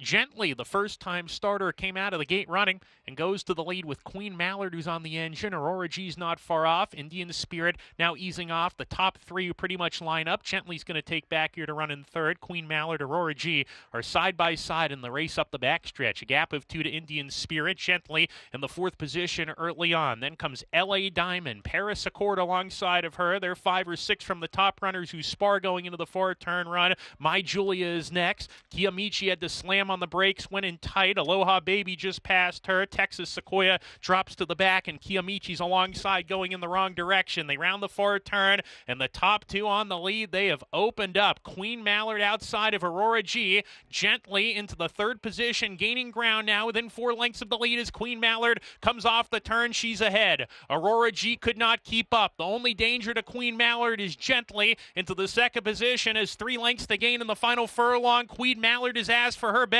Gently on the outside, gaining a little bit of ground. It's still Queen Mallard holding on to the lead, shifts to the rail. Gently 2nd, big space back to the others. Queen Mallard, she's breaking the maiden today. Queen Mallard to win it under Keith Asmussen. Gently 2nd home. Then Texas Sequoia and Paris Accord. Off the bench, Queen Mallard digs in, holds on, breaks through in her 4th career start for Ron Moquette. Keith Asmussen. Yeah, so the layoff was no problem. It looked like here when she was on her left lead that she might get a little late. Finally got over to her right lead, found a little bit more. Nice effort from the first-time starter, Gently. Yeah. Did take money, just came up second best to a filly that had 3 races, albeit off the layoff. And Keith Asmussen really finding his form again. Had a tough injury this past spring at Churchill Downs, missed most of the summer. And, you know, for a taller rider, somebody who has to watch their weight, fight their weight, it's not always easy to come back and find your form again. And I think he's riding in really good form, and you could see his confidence level rising again. 63-1 shot to complete the trifecta there. Oaklawn Park, 10 up and 10 down. That'll wrap things up for us. We look forward to seeing you tomorrow on Fox Sports 2, America's Day at the Races. Live racing from Aqueduct and Oaklawn, where the sun has set here in South Ozone Park, New York. Earlier, when it was a lot brighter, we watched Stonewall Star and Dylan Davis take down the Bay Ridge. Davis sweeping the late double here at the Big A.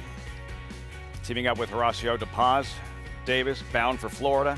As for the highlight at Oaklawn Park, how about Tilted Lady Ramon Vasquez in the hot pink of Flying P. Impressive in victory, a 5th overall and 1st at Oaklawn. We'll see you tomorrow on Fox Sports 2.